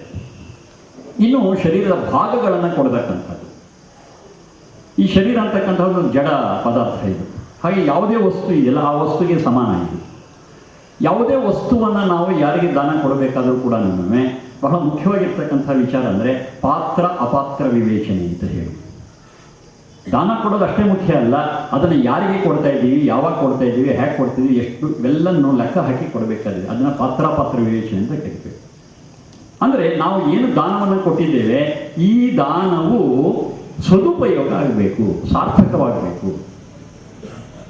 ಯಾರಿಗೋ ಒಬ್ಬರಿಗೆ ಕಣ್ಣಿನ ಅವಶ್ಯಕತೆ ಅಂತ ಇದೆ ಇಟ್ಕೊಂಡು ಆಯ್ತು, ಒಂದು ಕಣ್ಣು ಕೊಟ್ಟವಾಗ ಆ ಕಣ್ಣು ಬಂದವರಿಗೆ ದೃಷ್ಟಿ ಬಂದ ಮೇಲೆ ಅವರು ಯಾವ ತರಹದ ಜೀವನ ನಡೆಸಿದರು, ಅವರು ಆ ಕಣ್ಣನ್ನು ಬಳಸಿಕೊಂಡು ಸಮಾಜ ಘಾತಕ ಕೆಲಸವನ್ನು ಮಾಡಿದ್ರೆ ನಾವು ಕಣ್ಣು ಕೊಟ್ಟಿದ್ದ ಅಪಾತ್ರ ದಾನ ಆಗಿತ್ತು. ಎಲ್ಲ ಸೂಕ್ಷ್ಮ ಇದೆ. ಹಾಗಾಗಿ ನಾವು ಯಾವುದೇ ಶರೀರದ ಅಂಗಾಂಗಗಳನ್ನು ಇನ್ನೊಬ್ಬರಿಗೆ ದಾನ ಮಾಡುವಾಗ ಯಾವುದೇ ಪದಾರ್ಥವನ್ನು ಪಾತ್ರ ವಿವೇಚನೆ ನೋಡಿ ಹೇಗೆ ಕೊಡ್ತೋ ಹಾಗೆ ಕೊಡಬೇಕಾದಿದೆ. ಕಣ್ಣಿಗೆ ಸಂಬಂಧಪಟ್ಟಂತೆ ಇವತ್ತಿನ ಕಾನೂನಲ್ಲಿ ಆ ಕಣ್ಣು ಯಾರಿಗೆ ಹೋಯಿತು ಅನ್ನೋದು ನಾವು ತಿಳ್ಕೊಳ್ಳೋಕೆ ಸಾಧ್ಯ ಇಲ್ಲ, ಅದು ರಹಸ್ಯವಾಗಿ ಇರ್ತಾರೆ. ಆದರೆ ಕಿಡ್ನಿ ಅಥವಾ ಹಾರ್ಟ್ ವಾಲ್ವ್ ಇತ್ಯಾದಿಗಳನ್ನು ಕೊಡುವಾಗ ಯಾರಿಗೆ ಹೋಗುತ್ತೆ ಅನ್ನೋದು ತಿಳ್ಕೊಳ್ಳೋಕೆ ಸಾಧ್ಯ ಇದೆ. ಅವ್ರಿಗಾಗದೇ ಇರಬಹುದು, ಆದರೆ ಅವರ ಬಂಧು ಬಳಗಕ್ಕೆ ಇದು ಸಾಧ್ಯ ಇದೆ, ಯಾರಿಗೆ ಕೊಡ್ತಾ ಇದ್ದೀವಿ ಏನು ಅಂತ ಹೇಳಿ. ಕ್ಯಾಡವರ್ ಟ್ರಾನ್ಸ್ಪ್ಲಾಂಟೇಷನ್ ಅಂತ ಅಂದರೆ ಬ್ರೈನ್ ಡೆಡ್ ಆಗಿರ್ತಕ್ಕಂಥ ವ್ಯಕ್ತಿಯ ಈ ಕೆಲವು ಭಾಗಗಳನ್ನು, ಅದು ಪೂರ್ತಿ ಸಾವಲ್ಲ, ಅದು ಬ್ರೈನ್ ಡೆಡ್ ಅಂತ ಕರೀತಾರೆ. ಅದನ್ನು ವೆಜಿಟೇಟಿವ್ ಕಂಡೀಷನ್ ಹೀಗೇನೋ ಪದಗಳನ್ನ ಬಳಸ್ತಾರೆ. ಆ ಒಂದು ಅಂಗವನ್ನು ಯಾರಿಗೆ ಕೊಡ್ತಾ ಇದ್ದಾರೆ ಅನ್ನೋಂಥ ತಿಳ್ಕೊಳ್ಳೋದಕ್ಕೆ ಸಾಧ್ಯ ಇದೆ. ನೋಡಿಕೊಂಡು ಅವರ ಜೀವನ, ಅವನ ರೀತಿ ಶೈಲಿ ಮತ್ತು ಅವರು ಯಾವ ರೀತಿ ಸಮಾಜಕ್ಕೆ ಉಪಕಾರಿಗಳಾದರೆ ಇದನ್ನು ನೋಡಿಕೊಂಡು ಒಂದು ಸತ್ಪಾತ್ರ ದಾನವನ್ನು ಮಾಡೋದ್ರಲ್ಲಿ ಏನೂ ತೊಂದರೆ ಇಲ್ಲ. ಇನ್ನಷ್ಟು ದಿವಸ ಉತ್ತಮ ಕೆಲಸಗಳು ಅವ್ರ ಕಡೆಯಿಂದ ನಡೆಯುತ್ತೆ, ಹೆಚ್ಚು ದಿವಸ ಅವರು ಬಾಳ್ತಾರೆ.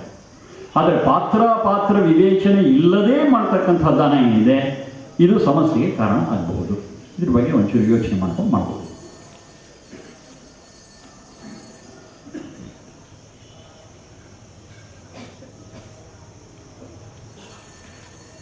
ದಿನಾಂಕ 18ರಂದು ನಡೆದ ಪ್ರವಚನ ಕುರಿತ ಪ್ರಶ್ನೆ: ಆಚಾರ್ಯತ್ರಯರು ಮಹಾನ್ ವೇದ ಪಂಡಿತರು ಎಂದು ಹೇಳಿದ್ದೀರಿ. ವೇದಗಳು ಭಗವಂತನನ್ನು ಅಕಾಯ ನಿರಾಕಾರ ಎಂದು ವರ್ಣಿಸಿವೆ ಎಂದು ತಾವು ವಿವರಿಸಿದ್ದೀರಿ. ಆದರೆ ಈ ಆಚಾರ್ಯತ್ರಯರು ದೇವತಾ ಸ್ವರೂಪವನ್ನು ತಮ್ಮ ಸ್ತೋತ್ರಗಳಲ್ಲಿ ಸಾಕಾರ ರೂಪಗಳಲ್ಲಿ ಯಥೇಚ್ಛವಾಗಿ ವರ್ಣಿಸಿದ್ದಾರಲ್ಲ, ಇದು ವಿರೋಧಾಭಾಸ ಎನ್ನಿಸುವುದಿಲ್ಲವೇ? ನೇರವಾಗಿದೆ ಪ್ರಶ್ನೆ. ಹೌದು ಅನಿಸುತ್ತೆ. ಹಾಗಾದರೆ ಇದಕ್ಕೆ ನಾವು ಹೇಗೆ ಬಿಡಿಸ್ಕೋಬೇಕು ಅಂತ ಹೇಳಿ ಒಂದಂತೂ ಸೂಚನೆ ನಾನು ಹೇಳಿದ್ದೇನೆ. ಯಾವ ಆಚಾರ್ಯ ತೆರೆಯರು ವೇದಗಳಿಗೆ ಅನುಗುಣವಾಗಿ ಹೇಳಿರ್ತಕ್ಕಂಥ ಮಾತುಗಳಿದೆ ಅದು ಅವರ ಸ್ವಂತ ಮಾತು.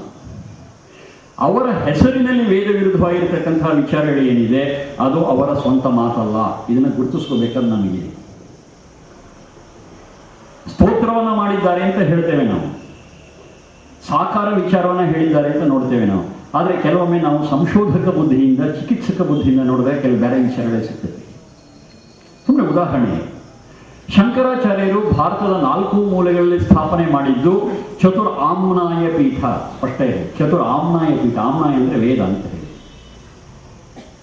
ವೇದಗಳ ವಿಚಾರದಲ್ಲಿ ಜನಕ್ಕೆ ಶ್ರದ್ಧೆ ಇಲ್ಲದೆ ಈಗ ತಾನೇ ಹೇಳಿದ ಕಾರಣಗಳು, ಆ ವೇದದ ಅಪಾರ್ಥ ಅಥವಾ ದುಷ್ಟಾಚರಣೆ ಇವುಗಳ ಕಾರಣದಿಂದ ವೇದಗಳಲ್ಲಿ ಈ ಥರದ ವಿಚಾರ ಇಲ್ಲ. ಮನುಕುಲಕ್ಕೆ ಶ್ರೇಷ್ಠವಾಗಿರ್ತಕ್ಕಂಥ ಮಾರ್ಗದರ್ಶಕವಾಗಿರ್ತಕ್ಕಂಥ ವಿಚಾರಗಳಿದೆ. ಹಾಗಾಗಿ ವೇದಗಳ ಪುನರುತ್ಥಾನ ಆಗಬೇಕು ಅಂತಕ್ಕಂಥ ಒಂದು ಕಳಕಳಿಯಿಂದ ವೇದಗಳ ಅಧ್ಯಯನಕ್ಕೋಸ್ಕರವಾಗಿ ಪ್ರಾರಂಭ ಮಾಡಿದ ಕೇಂದ್ರಗಳು ಚತುರ ಆಮ್ನಾಯ ಪೀಠ. ಸ್ಪಷ್ಟ ಇರಬೇಕು ನಮಗೆ. ಚತುರ ಆಮ್ನಾಯ ಪೀಠ ನಂತರದಲ್ಲಿ ಏನೇನಾಗಿ ಇವತ್ತೇನು ಸ್ಥಿತಿಗೆ ಬಂದಿದೆ, ಇದಕ್ಕೆ ಶಂಕರಾಚಾರ್ಯನ ಹೊಣೆಗಾರರನ್ನು ಮಾಡುವಂಥದ್ದು ಸರಿ ಇಲ್ಲ. ಯಾಕೆಂತಂದರೆ ಶಂಕರರು ಬಹಳ ಸ್ಪಷ್ಟವಾಗಿ ವೇದಗಳಲ್ಲಿರ್ತಕ್ಕಂಥ ವಿಚಾರವನ್ನು ಮುಂದೆ ಇಟ್ಟಂಥ ಜನ. ಅವರ ಸ್ತೋತ್ರ ಕಾಣಿಸ್ತಲ್ಲ ನಮಗೆ, ಯಾವುದೊಂದು ಸಾಕಾರ ರೂಪದಲ್ಲಿ ಮಾಡಿದ್ದು. ಅವರ ಪರಾಪೂಜೆ ನಮ್ಗೆ ಯಾಕೆ ಕಾಣಿಸ್ತಾ ಇಲ್ಲ? ಶಂಕರದೇ. ನಾವು ಏನು ಪೂಜೆಗಳನ್ನು ಮಾಡುವಾಗ, ಬಾಹ್ಯ ಪೂಜೆಗಳನ್ನು ಮಾಡುವಾಗ ಷೋಡಶೋಪಚಾರ ಪೂಜೆ ಅಂತ ನಾವು ಏನು ಮಾಡ್ತೀವಿ, ಅಷ್ಟು ಷೋಡಶೋಪಚಾರ ಪೂಜೆಯನ್ನು ವಿಡಂಬನೆ ಮಾಡಿದ್ದಾರೆ ಪರಾಪೂಜೆಯಲ್ಲಿ. ಶಂಕರದೇ ಕೃತಿ. ಇದು ನಮಗೆ ಗೊತ್ತಿಲ್ಲ, ಇದು ನಮ್ಮ ಮುಂದೆ ಬರೋದು. ಸ್ತೋತ್ರ ಮುಂದೆ ಬರುತ್ತೆ, ಇದು ಹಿಂದೆ ಉಳಿಯುತ್ತೆ. ಇದೆಲ್ಲ ಸಮಸ್ಯೆಗಳು. ಪರಾಪೂಜೆಯಲ್ಲಿ ಅವರು ಹೇಳಿರ್ತಕ್ಕಂಥ ವಿಚಾರಗಳು ವೇದಗಳಿಗೆ 100ಕ್ಕೆ 100 ಅನುಗುಣವಾಗಿರ್ತಕ್ಕಂಥ ವಿಚಾರ ಇದೆ. ಆದರೆ ಏನು ಸಮಸ್ಯೆ ಆಗುತ್ತೆ, ಶಂಕರರ ಸಿದ್ಧಾಂತ ಮತ್ತು ಪರಾಪೂಜೆ ಇದನ್ನು ಮುಂದೆ ಇಟ್ಟರೆ ಇವತ್ತು ಶಂಕರ ಹೆಸರು ನಡೀತಾ ಇರತಕ್ಕಂಥ ಅನೇಕ ವಿಗ್ರಹಾರಾಧನೆ ಬಿಟ್ಟು ಹೋಗುತ್ತೆ. ಇದು ಸಮಸ್ಯೆ. ಸತ್ಯ ಬೇಕಾ ಅಥವಾ ಏನೋ ಒಂದು ಆಚರಣೆ ಉಳಿಸೋದು ಬೇಕಾ, ಅದು ನಮಗೆ ಬಿಟ್ಟಂಥ ಪ್ರಶ್ನೆ. ವಿಮರ್ಶೆ ಮಾಡಬೇಕಾಗ್ತದೆ. ಪರಾಪೂಜೆಯಲ್ಲಿ ಹೇಳ್ತಾರೆ ಪೂರ್ಣಸ್ಯ ಆವಾಹನಂ ಪುತ್ರ, ಹೀಗೆ ಶುರುವಾಗುತ್ತೆ. ಎಲ್ಲ ಕಡೆಯೂ ಸರ್ವವ್ಯಾಪಕನಾಗಿರ್ತಕ್ಕಂಥ ಭಗವಂತನನ್ನ ಆವಾಹನೆ ಮಾಡೋದು ಹೇಗೆ? ಆವಾಹನೆ ಯಾರಿಗೆ ಮಾಡಬಹುದು? ಇಲ್ಲ ಅಲ್ಲಿ ಬನ್ನಿ ಅಂತ ಕರೀಬಹುದು. ಆಲ್ರೆಡಿ ಇರೋರನ್ನ ಬನ್ನಿ ಅನ್ನೋದಕ್ಕೇನರ್ಥ? ಹಾಗೆ ಎಲ್ಲ ಕಡೆಯೂ ಇರ್ತಕ್ಕಂಥ ಭಗವಂತನನ್ನ ವಿಸರ್ಜನೆ ಮಾಡೋದು ಹೇಗೆ? ಶಂಕರ ಪ್ರಶ್ನೆ ಇದು. ಶಂಕರ ಪ್ರಶ್ನೆ ಇದು. ಸರ್ವಾಧಾರಸ್ಯ ಚ ಆಸನ, ಇಡೀ ಬ್ರಹ್ಮಾಂಡಕ್ಕೆ ಆಧಾರವಾಗಿರ್ತಕ್ಕಂಥ ಆ ಭಗವತ್ ಶಕ್ತಿ, ಅವನಿಗೆ ನಾವು ಆಸನಂ ಸಮರ್ಪಯಾಮಿ. ಇವು ನಗು ಬರೋದು ಆಶ್ಚರ್ಯ ಇಲ್ಲ, ಹಾಗೆ ಅವ್ರು ಹೇಳಿರ್ತಕ್ಕಂಥದ್ದು. ಇದು ನಗು ಬರುವಂಥ ವಿಚಾರ ಅಲ್ವಾ? ಇಡೀ ಜಗತ್ತಿಗೆ ಅದು ಆಧಾರ ಶಕ್ತಿ. ಅದಕ್ಕೆ ನಾವೇನು ಆಧಾರ ಕೊಡಕ್ಕಂಥ? ಅದರ ಆಧಾರದಲ್ಲಿ ನಾವಿರ್ತಕ್ಕಂಥ. ಹಾಗೇನೇ ಅನಂತವಾಗಿರ್ತಕ್ಕಂಥ ಭಗವಂತನಿಗೆ ಪ್ರದಕ್ಷಿಣೆ ಹೆಂಗೆ ಬರ್ತೀಯ? ನಾವೇನೋ ಒಂದು ಜಾಗ ಮಾಡ್ಕೊಂಡು ಈ ಪ್ರದಕ್ಷಿಣೆ ಬಂದು ದೇವರು ಪ್ರದಕ್ಷಿಣೆ ಬಂದ್ವಿ ನಾವು ಅನ್ಕೋಬಹುದು. ಆದರೆ ಭಗವತ್ ಶಕ್ತಿ ನಾವು ಬರೋ ಪ್ರದಕ್ಷಿಣೆ ಒಳಗಿರುವಂಥ ಶಕ್ತಿ ಅಲ್ಲ, ಅನಂತ. ಅನಂತವಾಗಿರ್ತಕ್ಕಂಥ ಭಗವತ್ ಶಕ್ತಿ ಪ್ರದಕ್ಷಿಣೆ ಬರೋದು ಹೇಗೆ? ನಿತ್ಯ ತೃಪ್ತನಾಗಿರ್ತಕ್ಕಂಥ ಆ ಭಗವಂತನಿಗೆ ನೈವೇದ್ಯ ತಾಂಬೂಲ, ಏನರ್ಥ ಇದಕ್ಕೆ? ಸೂರ್ಯನಿಗೂ ಸೂರ್ಯನಾಗಿರ್ತಕ್ಕಂಥ ಆ ಭಗವಂತನಿಗೆ ನೀರಾಜನಂ ಸಮರ್ಪಯಾಮಿ. 8 ಆಣಿ ಕರ್ಪೂರ. 8 ಆಣಿ ಕರ್ಪೂರ ನಂದದು, ಆದರೆ ನೀರಾಜನಾಗಿ ಕೊಡ್ತೀಯಲ್ಲ ಅಂತಹ ಪ್ರಕಾಶಮಾನವಾಗಿರ್ತ ಭಗವತ್ ಶಕ್ತಿ ಅವ್ರು ಹೇಳ್ತಕ್ಕಂಥ ಮಾತು ಶಂಕರ. ಇದು ಯಾಕೆ ನನ್ನ ತಲೆಗೆ ಹೋಗಲ್ಲ ಅಂತ? ಇದನ್ನ ಪ್ರಚಾರವೂ ಮಾಡಲ್ಲ, ಇದನ್ನ ಹೇಳೋದು ಇಲ್ಲ. ಯಾವುದೋ ಒಂದು ಭಾಗ ಹೇಳ್ತಾರೆ, ನಮಗೆ ಗೊಂದಲ ಪ್ರಾರಂಭ ಆಗುತ್ತೆ. ಮಧ್ವರು ನಾನು ಕೋಟ್ ಮಾಡಿದ್ದೀನಿ ಹಾಗೆ, ಪ್ರತಿಮಾ ಸ್ವಾಪ್ರಬುದ್ಧಾನ ಸರ್ವತ್ರ ವಿದಿತಾತ್ಮನಃ. ಮಧ್ವರು ಮಾತಿದೆ. ಯಾರು ಅಪ್ರಬುದ್ಧರಿದ್ದಾರೆ ಅವರು ಭಗವಂತನನ್ನು ಪ್ರತಿಮೆಗಳಲ್ಲಿ ನೋಡಿದರೆ, ಜ್ಞಾನಿಯಾದನು ಭಗವಂತನನ್ನು ಎಲ್ಲ ಕಡೆಯೂ ನೋಡುತ್ತಾನೆ. ಏಕೆ? ಭಗವಂತ ಸರ್ವವ್ಯಾಪಿ. ಹಾಗೆಯೇ ರಾಮಾನುಜರ ಸಿದ್ಧಾಂತದಲ್ಲಿ ನಮಗೆ ಬರ್ತಕ್ಕಂಥದ್ದೇನಿದೆ, ಆ ಭಗವಂತನು ನಮಗೆ ಸ್ವಾಮಿ, ನಾನು ಆ ಭಗವಂತನಿಗೆ ದಾಸ. ಈ ಸ್ವಾಮಿ ದಾಸ ಅಂತಕ್ಕಂಥ ಏನೊಂದು ಭಾವನೆ ಇದೆ, ಈ ಒಂದು ಅರಿವೇನಿದೆ, ಇದು ರಾಮಾನುಜರ ಸಿದ್ಧಾಂತದ ಮುಖ್ಯವಾದಿದೆ. ಇವತ್ತು ಕೂಡ ಅವರ ಅನುಯಾಯಿಗಳು ಯಾರನ್ನ ಹಿರಿಯರು ಸಿಕ್ಕರೆ ಅಡಿಯೇನು ಅಂತಾರೆ. ಆಚಾರ್ಯರಲ್ಲಿ ಸಮಸ್ಯೆ ಇಲ್ಲ. ಆಚಾರ್ಯರು ವೇದಗಳನ್ನ ಆಳವಾಗಿ ಅಧ್ಯಯನ ಮಾಡಿದವರು, ಸತ್ಯವನ್ನೇ ವೇದಗಳಿಗೆ ಅನುಗುಣವಾಗಿರ್ತಕ್ಕಂಥ ವಿಚಾರವನ್ನೇ ಹೇಳಿದ್ದಾರೆ. They are great. ಆದರೆ ಅದು ಪರಂಪರೆಯಲ್ಲಿ ಬರ್ತಾ ಬರ್ತಾ ಬರ್ತಾ ಅನೇಕ ಗೊಂದಲಗಳಿಗೆ ಸಿಕ್ಕಿ, ಅನೇಕ ಸಮಸ್ಯೆಗಳಿಗೆ ಸಿಕ್ಕಿ, ಇವತ್ತು ನಾವು ಶಂಕರರಾಮಣ್ಣ ಮಧ್ವನ ಅರ್ಥ ಮಾಡ್ಕೊಳ್ತಕ್ಕಂಥ ಸ್ಥಿತಿಯಲ್ಲಿ ತುಂಬ ಸಮಸ್ಯೆ ಇದೆ. ಸ್ವಲ್ಪ ನಾವು ಇದ್ರ ಬಗ್ಗೆ ಆ ಸಂಶೋಧಕ ಬುದ್ಧಿ, ಚಿಕಿತ್ಸಕ ಬುದ್ಧಿಯಿಂದ ವಿಚಾರ ಮಾಡ್ಕೊಂಡು ಹೋದರೆ ಈ ಥರದ ವಿರೋಧಾಭಾಸಗಳನ್ನು ನಾವು ಕಳ್ಕೊಳ್ಳೋದಕ್ಕೆ ಸಾಧ್ಯ.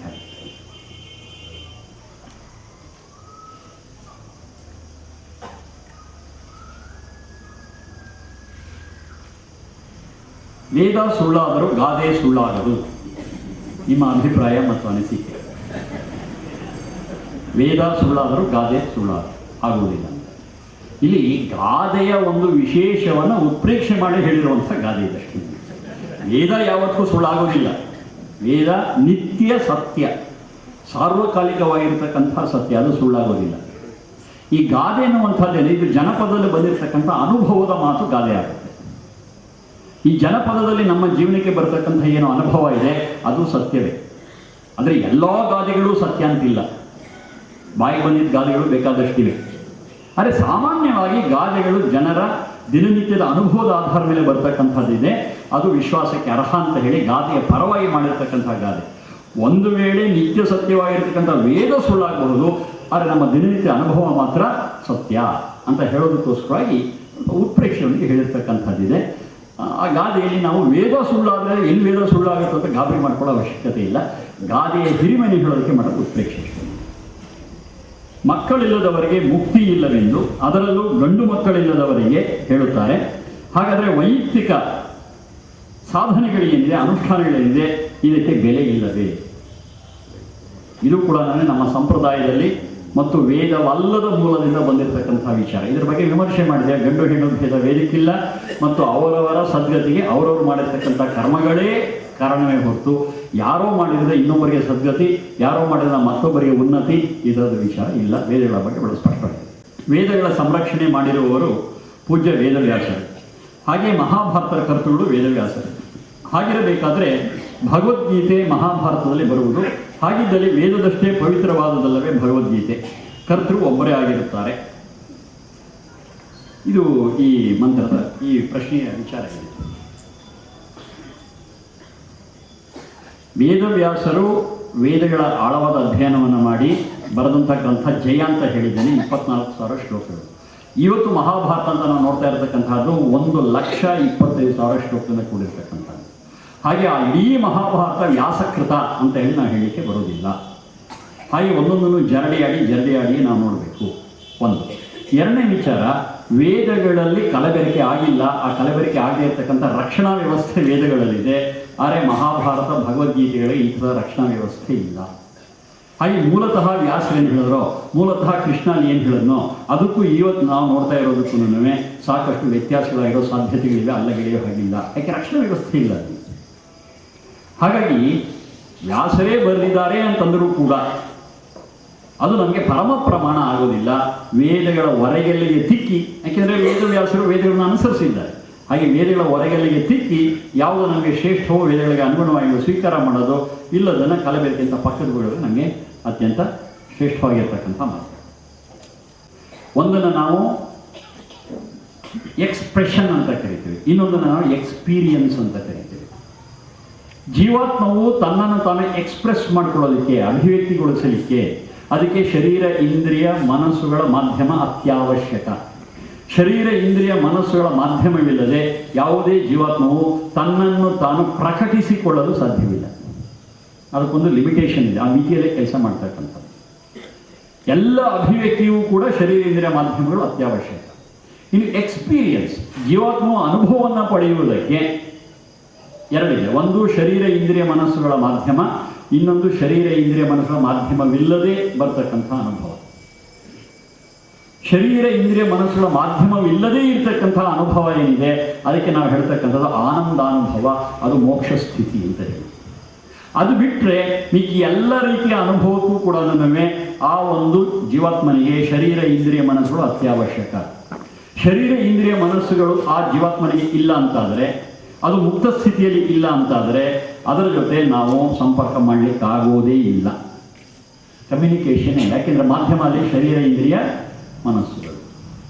ಹಾಗಾಗಿ ಶರೀರ, ಇಂದ್ರಿಯ, ಮನಸ್ಸು ಇಲ್ಲದೇ ಇರತಕ್ಕಂಥ ಯಾವೊಂದು ಜೀವಾತ್ಮ ಇದೆ, ಇದಕ್ಕೆ ನಾವೇನು ತಲುಪಿಸೋಕ್ಕೂ ಆಗಲ್ಲ, ಅದ್ರ ವಿಚಾರ ತಿಳ್ಕೊಳ್ಳೋಕ್ಕಾಗಲ್ಲ, ಅದಕ್ಕೆ ಸಂಸ್ಕಾರ ಕೊಡಲಿಕ್ಕೂ ಬರೋದಿಲ್ಲ.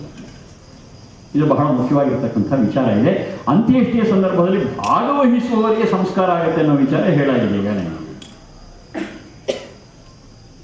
ಮತ್ತು ಇದಕ್ಕೆ ಸಂಬಂಧಪಟ್ಟಂತಹ ಅಂದರೆ ಸತ್ತ ಮೇಲೆ ಆ ಶರೀರವನ್ನು ಬಿಟ್ಟು ಹೋದಂಥ ಜೀವಾತ್ಮನಿಗೆ ಸಂಸ್ಕಾರ ಕೊಡತಕ್ಕಂಥ ವಿಚಾರ ವೇದಗಳಲ್ಲಿ ಎಲ್ಲಿಯೂ ಹೇಳಿಲ್ಲ. ಮತ್ತು ಆ ರೀತಿಯ ಶ್ರಾದ್ದಾದಿ ಕರ್ಮಗಳಿಂದ ಆ ಜೀವಾತ್ಮನಿಗೆ ಸದ್ಗತಿ ಆಗುತ್ತೆ ಅನ್ನುವಂಥ ವಿಚಾರವೂ ಕೂಡ ವೇದಗಳಲ್ಲಿ ಎಲ್ಲಿಯೂ ಬಂದಿಲ್ಲ. ಆದರೆ ಶ್ರಾದ್ದ ಕರ್ಮಗಳು ಇವತ್ತು ಏನು ಮಾಡ್ತಾರೆ, ಅದರಲ್ಲಿ ಕೆಲವಾರು ವೇದ ಮಂತ್ರಗಳನ್ನು ತಪ್ಪು ವಿನಿಯೋಗ ಮಾಡ್ತಾ ಇದ್ದಾರೆ. ತಪ್ಪು ವಿನಿಯೋಗ ಇದೆ. ಅದು ಆತ್ಮನಿಗಲ್ಲ, ಕೆಲವು ಮಂತ್ರಗಳು ಬರುತ್ತೆ. ಆ ಮಂತ್ರಗಳನ್ನು ನಾವು ಯಾರು ಬದುಕಿರುವವರಿದ್ದಾರೆ ಅವರಿಗೆ ಹೇಳುವಂಥದ್ದಿದೆಯೇ ಹೊರತು ಸತ್ತಾತ್ಮನ ಸದ್ಗತಿಗೆ ಹೇಳುವಂಥದ್ದಿಲ್ಲ. ಒಂದೇ ಒಂದು ಉದಾಹರಣೆನ ಹೇಳ್ತೇನೆ. ಇಮೇ ಜೀವಾಹ ವಿಮೃತ್ಯೈ ಆವೃತ್ರನ್ ಅಭೂದ್ಭದ್ರ ದೇವಭೂತಿರ್ನೋ ಯದ್ಯ ಪ್ರಾಂಚೋಗಾಮನ್ ರತಿಯೇ ಹಸಾಯ ದ್ರಾಘೀಯಾಯು ಪ್ರತರಂ ದಧಾನ. ಇದು ಶ್ರಾದ್ದ ಕರ್ಮದಲ್ಲಿ ಬಳಸ್ತಕ್ಕಂತಹ ಒಂದು ಮಂತ್ರ. ಆದರೆ ಅಲ್ಲಿ ಇದಕ್ಕೆ ಪ್ರಸಕ್ತಿ ಇಲ್ಲ, ಅಲ್ಲಿ ಇದು ಪ್ರಸ್ತುತವಲ್ಲ, ಸತ್ತ ಜೀವಾತ್ಮನಿಗೂ ಇದಕ್ಕೂ ಸಂಬಂಧವೇ ಇಲ್ಲ. ಈ ಮಂತ್ರದ ಅರ್ಥ ಏನು ಹೇಳುತ್ತೆ ಅಂತಂದರೆ, ಹೇ ಜೀವಾತ್ಮರೇ, ಯಾರು ಶರೀರ, ಇಂದ್ರಿಯ, ಮನಸ್ಸಲ್ಲಿ ಕೂಡಿರ್ತಕ್ಕಂತಹ ಮತ್ತು ಆ ಸಾವಾಗಿರ್ತಕ್ಕಂಥ ಸಂದರ್ಭದಲ್ಲಿ ಯಾರಿದ್ದಾರೆ ಆ ಬಂಧು ಬಳಗಕ್ಕೆ ಹೇಳ್ತಾ ಇರ್ತಕ್ಕಂಥ ಮಾತು ಇದು. ಹೇ ಜೀವಾತ್ಮರೇ, ಎಲ್ಲ ಜೀವಿಗಳೂ ಕೂಡ ಸತ್ತವರೇ. ನಾವೆಲ್ಲರೂ ಕೂಡ ಸತ್ತವರಿಂದಲೇ ಸುತ್ತುವರಿಯಲ್ಪಟ್ಟಿದ್ದೇವೆ. ಏನು ಸರ್ ಹಿಂಗಂದ್ಬಿಟ್ರೆ ಎಲ್ಲ ಬದುಕಿದ್ದೀವಿ, ಸತ್ತವರು ಅಂದ್ಬಿಟ್ರು. ಹೌದು ಅಂತ. ನಮ್ಮೆಲ್ಲರ ಬರ್ತ್ ಸರ್ಟಿಫಿಕೇಟ್ ತಿರುಗಿಸ್ ನೋಡಿ, ಡೆತ್ ಸರ್ಟಿಫಿಕೇಟ್ ರೆಡಿ ಇದೆ ಇಲ್ಲಿ. Yes sir no? ಎಸ್. ಒಂದು 2 ಕಾಲಮ್ ಬಿಟ್ಟಿದ್ದಾರೆ, date of death, reason of death. ಇದಕ್ಕೆ ಎಲ್ಲ ಫಿಲಪ್ ಆಗಿ ಸಿಗ್ನೇಚರ್ ಆಗೋಗಿದೆ. ಹಾಗಾಗಿ ನಾವೆಲ್ಲರೂ ಕೂಡ ಡೆತ್ ಸರ್ಟಿಫಿಕೇಟ್ನೊಂದಿಗೆ ಇರುವವರೇ ವೇದ ಮಂತ್ರ ಹೇಳ್ತಾ ಇರ್ತೀವಿ. ಇಂತಹ ಸಂದರ್ಭದಲ್ಲಿ ಭಗವಂತನ ಮಾರ್ಗದರ್ಶನ ತೆಗೆದುಕೊಂಡು ಭಗವಂತನ ವಿಚಾರದಲ್ಲಿ ಉಪಾಸನಾ ಭಾವನೆ ನಾವು ಕೆಲಸ ಮಾಡ್ತಕ್ಕಂಥದ್ದು ಶುಭಕರವಾಗಿದೆ. ಸಾವು ಆಗೋಗಿ ಅಲ್ಲಿ ಯಾವೊಂದು ಹೆಣ ಬಿದ್ದಿದೆ, ಆ ಸಂದರ್ಭದಲ್ಲಿ ಬೇರೆಯವ್ರಿಗೆ ಹೇಳ್ತಾ ಇರ್ತಕ್ಕಂಥ ಮಾತು ಸಾವು ಆಗೋಗಿದೆ. ನಾವು ಏನೇ ಮಾಡಿದ್ರೂ ಕೂಡ ಇದನ್ನು ನಾವು ರಿವರ್ಸ್ ಮಾಡಲಿಕ್ಕೆ ಸಾಧ್ಯ ಇಲ್ಲ. ಆಗೋಯ್ತಂದ್ರೆ ಆಗೋಯ್ತು ಅಷ್ಟೇ. ಕಾಲ ಯಾವತ್ತೂ ಕೂಡ ಮುಂದಕ್ಕೆ ಹೋಗ್ತಕ್ಕಂಥದ್ದೇ ಹೊರತು ಕಾಲ ಯಾವತ್ತೂ ಹಿಂದಕ್ಕೆ ಬರೋದಿಲ್ಲ. Time is always prospective and not retrospective. ಸೂಕ್ಷ್ಮ ಇದೆ. ಹಾಗಾದ್ರೆ ಏನು ಮಾಡಬೇಕು? ಒಪ್ಕೊಳ್ಳಿ ಅಷ್ಟೇ. ನೀವು ಒಪ್ಕೊಳ್ಳಿದ್ರು ಏನೇ ಮಾಡಿದ್ರು ಸಾವು ಆಗೋಗಿದೆ. ಒಪ್ಕೊಂಡ್ರೆ ಕ್ಷೇಮ. ಯಾಕೆ ಸತ್ಯವನ್ನು ಸ್ವೀಕಾರ ಮಾಡಿ ಅಷ್ಟೇ ಮಟ್ಟಿಗೆ ನಿರಾಳ ಆಗುತ್ತೆ. ಅದು ಹೇಳ್ತೇವೆ. ಒಪ್ಕೊಂಡ್ಬಿಡಿ. ಪ್ರಾಂಚೋಗಾಮ, ಮುಂದಕ್ಕೆ ಹೋಗೋಣ. ಯಾತಕ್ಕೆ? ನೃತಯೇ ಹಸಾಯ. ಕುಣಿತಾ ಇರೋದಕ್ಕೆ, ನಗನಗ್ತಾ ಇರೋದಕ್ಕೆ ಮುಂದಕ್ಕೆ ಹೋಗೋಣ. ಸಾವು ಹೆಣ ಆಗೋಯ್ತು, ದಾಟಬಿಟ್ಟು ಮುಂದಕ್ಕೆ ಬಂದಿ ಅಂತ. ಹೀಗೆ ದೀರ್ಘವಾದಂತಹ ಜೀವನವನ್ನು ಉತ್ತಮ ರೀತಿಯಲ್ಲಿ ಕಳೆಯೋಣ. ಇದು ವೇದ ಮಂತ್ರ. ಇದು ಆತ್ಮನಿಗೆ ಹೇಳ್ತಾ ಇರೋದ ಅಥವಾ ಸಾವಿನ ಮನೆಯಲ್ಲಿ ದುಃಖದಿಂದ ಕುಡಿತಕ್ಕಂತಹ ಯಾವ ಬಂಧು ಬಾಂಧವರು, ಸ್ನೇಹಿತರೆ ಅವ್ರಿಗೆ ಹೇಳ್ತಾ ಇರೋದ? ಫಸ್ಟ್ ಇದೆಯಲ್ಲ. ಈ ಮಂತ್ರ ಹೇಳಿ ಶ್ರಾದ್ದ ಮಾಡಿ ಅದಕ್ಕೇನೋ ಸದ್ಗತಿ ಸಿಗುತ್ತೆ ಅಂತಕ್ಕಂಥದ್ದೆಲ್ಲ ಹೊಂದುತ್ತೀವಿ. ಇದರ 16 ಮಂತ್ರಗಳನ್ನು ಹೇಳಬಹುದು ನಾವು. ಶ್ರಾದ್ದ ಕರ್ಮದಲ್ಲಿ ಈ ಮಂತ್ರದ ಅಪಪ್ರಯೋಗ ಆಗಿದೆ ಅಂತ ಹೇಳಿ ಅಲ್ಲಿಲ್ಲ. ನಾವು ಹೇಳಬೇಕಾದ್ರೆ ಇಲ್ಲಿ ಎಲ್ಲ ಶವ ಸಂಸ್ಕಾರ ಮಾಡಿ ಬಂದ ಮೇಲೆ ಬಂಧು ಬಳಗ ಸಪ್ಪೆ ಮುಖ ಹಾಕೊಂಡು ಕೂತಿರ್ತಾರೆ. ಅವ್ರಿಗೆ ಹೇಳುತ್ತೆ, ಬಿಡ್ರಿ ಆಯಿತು, ಯಾಕೆ ತಲೆ ಕೆಡೋದು, ನಡ್ರಿ ಖುಷಿಯನ್ನು ಕರ್ತವ್ಯ ಮಾಡಿರಿ, ಆಗಿದ್ದಾಗೋಯ್ತು. ಹೀಗೆ ಅವರಿಗೆ ಒಂದು ಪ್ರೇರಣೆಯನ್ನು ಕೊಟ್ಟು ಅವರಿಗೆ ಜೀವನದ ಬಗ್ಗೆ ಒಂದು ಅಭಿಮಾನವನ್ನು ತುಂಬಿ ಅವರ ಕರ್ತವ್ಯವನ್ನು ನಿರ್ವಹಿಸೋದಕ್ಕೆ ಪ್ರೇರಣೆ ಕೊಡ್ತಕ್ಕಂಥ ಮಂತ್ರ ಇದೆ. ಎಲ್ಲ ಆಲೋಚನೆ ಮಾಡಿದಾಗ ನಾವು ಆ ಶ್ರಾದ್ದ ಕರ್ಮಗಳಿಗೆ ಸಂಬಂಧಪಟ್ಟಂತೆ ವೇದ ಮಂತ್ರಗಳ ಉಪಯೋಗ, ಅಪಪ್ರಯೋಗ ಮತ್ತು ಅದಕ್ಕೆ ಬೇಕಾದಂತಹ ಸದ್ಗತಿ ಸಿಗುತ್ತೆ ಅನ್ನುವಂಥ ವಿಚಾರ ವೇದಗಳಲ್ಲಿ ಎಲ್ಲಿಯೂ ಹೇಳಿಲ್ಲ.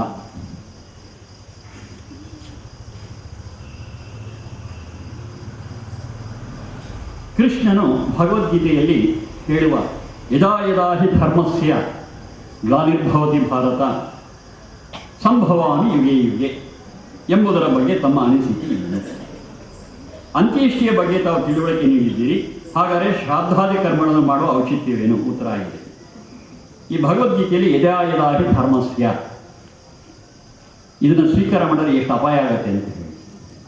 ಯಾವಾಗ ಧರ್ಮದ ಗ್ಲಾನಿ ಉಂಟಾಗುತ್ತೋ ಆಗೆಲ್ಲ ನಾನು ನನ್ನನ್ನು ಸೃಷ್ಟಿ ಮಾಡಿಕೊಂಡು ಬರ್ತೇನೆ. ಆ 10 ಅವತಾರಗಳನ್ನು ಆತ ಎತ್ತಿರೋದು ಭಾರತದಲ್ಲಿ. ಮಹಾ ಅಧರ್ಮ ಕ್ಷೇತ್ರ ಭಾರತ ಆಗುತ್ತೆ.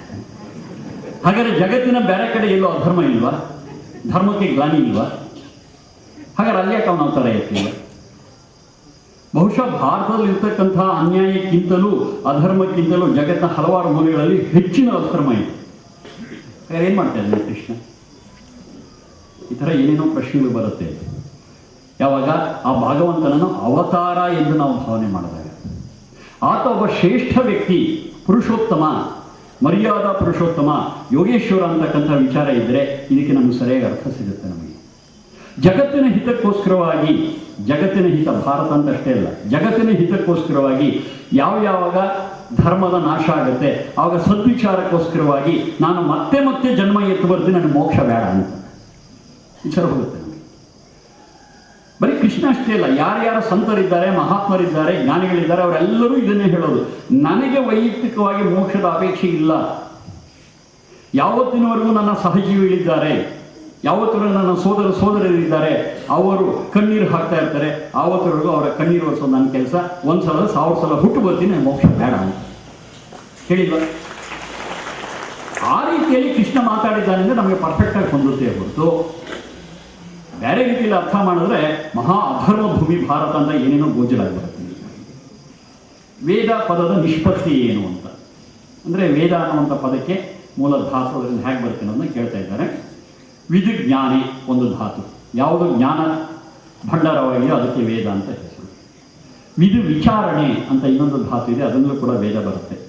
ಅಂದರೆ ಯಾವುದು ವಿಚಾರಗಳನ್ನು ವಿವರಿಸಿ ವಿಮರ್ಶೆ ಮಾಡಿ ತರ್ಕಬದ್ಧವಾಗಿ ವಿವರಣೆ ಕೊಡುತ್ತೋ ಅದಕ್ಕೆ ಕೂಡ ಹೆಸರು ವೇದ ಅಂತ ಹೇಳಿ. ವಿದುರ ಲಾಭೆ ಅಂತ ಇನ್ನೊಂದು ಧಾತು ಇದೆ, ಅದರಲ್ಲೂ ಕೂಡ ವೇದ ಎನ್ನುವ ಶಬ್ದ ಬರುತ್ತೆ. ವಿದುರ ಲಾಭೆ ಅಂತಂದರೆ ಯಾವುದು ನಮ್ಮ ಜೀವನಕ್ಕೆ ಲಾಭಕರವಾಗಿದೆಯೋ, ಯಾವುದು ನಮ್ಮ ಜೀವನಕ್ಕೆ ಸರಿಯಾದ ಮಾರ್ಗವನ್ನು ತೋರಿಸಿ ಅನುಕೂಲ ಆಗುವಂಥ ರೀತಿಯಲ್ಲಿ ಮಾಡುತ್ತೋ ಅದು ವೇದ. ಇದು ಸತ್ತಾಯಾಮ್ ಅಂತ ಇನ್ನೊಂದು ಧಾತು ಇದೆ, ಅಂದರೆ ಯಾವುದು ಇದೆಯೋ, ಯಾವುದು ದೃಢವಾಗಿ ನಿಂತಿದೆಯೋ ಅಂತ ಅರ್ಥ. ವೇದವು ದೃಢವಾಗಿ ನಿಂತಿದೆ. ಯಾರು ವೇದದ ಬಗ್ಗೆ ಏನು ಮಾತಾಡಿದರೂ ಕೂಡ ಆ ವೇದದಲ್ಲಿರ್ತಕ್ಕಂಥ ವಿಚಾರಕ್ಕೆ ಕೊರತೆ ಇಲ್ಲ. ಯಾಕೆಂತಂದರೆ ವೇದ ಅಂದರೆ ಪುಸ್ತಕ ಅಲ್ಲ, ವೇದ ಅಂದರೆ ಮಂತ್ರವೂ ಅಲ್ಲ. ವೇದ ಅಂತಂದರೆ ಮಂತ್ರದಲ್ಲಿ ಹೇಳಿರ್ತಕ್ಕಂಥ ವಿಚಾರ ಏನಿದೆ ಅದು ನಿಜವಾದಂತಹ ವೇದ. ಮಂತ್ರ ಹೋದರೂ ಪುಸ್ತಕ ಹೋದರೂ ವೇದ ನಾಶ ಆಗೋದಿಲ್ಲ. ಆ ವೇದಕ್ಕೆ ಸಂಬಂಧಪಟ್ಟಂಥ ವಿಚಾರಗಳೇನಿದೆ, ಆ ನಿಯಮಗಳೇನಿದೆ, ಭೌತಿಕ ನಿಯಮ ಇರಬಹುದು, ಮನೋವೈಜ್ಞಾನಿಕ ನಿಯಮಗಳಿರಬಹುದು, ಆಧ್ಯಾತ್ಮಿಕ ನಿಯಮಗಳಿರಬಹುದು, ಅವೆಲ್ಲವೂ ಕೂಡ ಶಾಶ್ವತವೇ. ಅದು ಇರುವಂಥದ್ದೇ ವಿದು ಸತ್ತಾಯಾಮ್.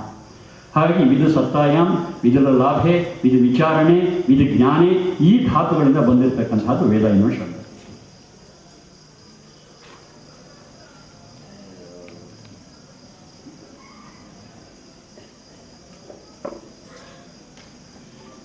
ಬಹುಶಃ ಈ ಪ್ರಶ್ನೆಯಲ್ಲೇ ಅವರೇ ಉತ್ತರವನ್ನು ಕೊಟ್ಕೊಂಡ್ಬಿಟ್ಟಿದ್ದಾರೆ ಅಂತ ಕಾಣಿಸ್ತೀನಿ.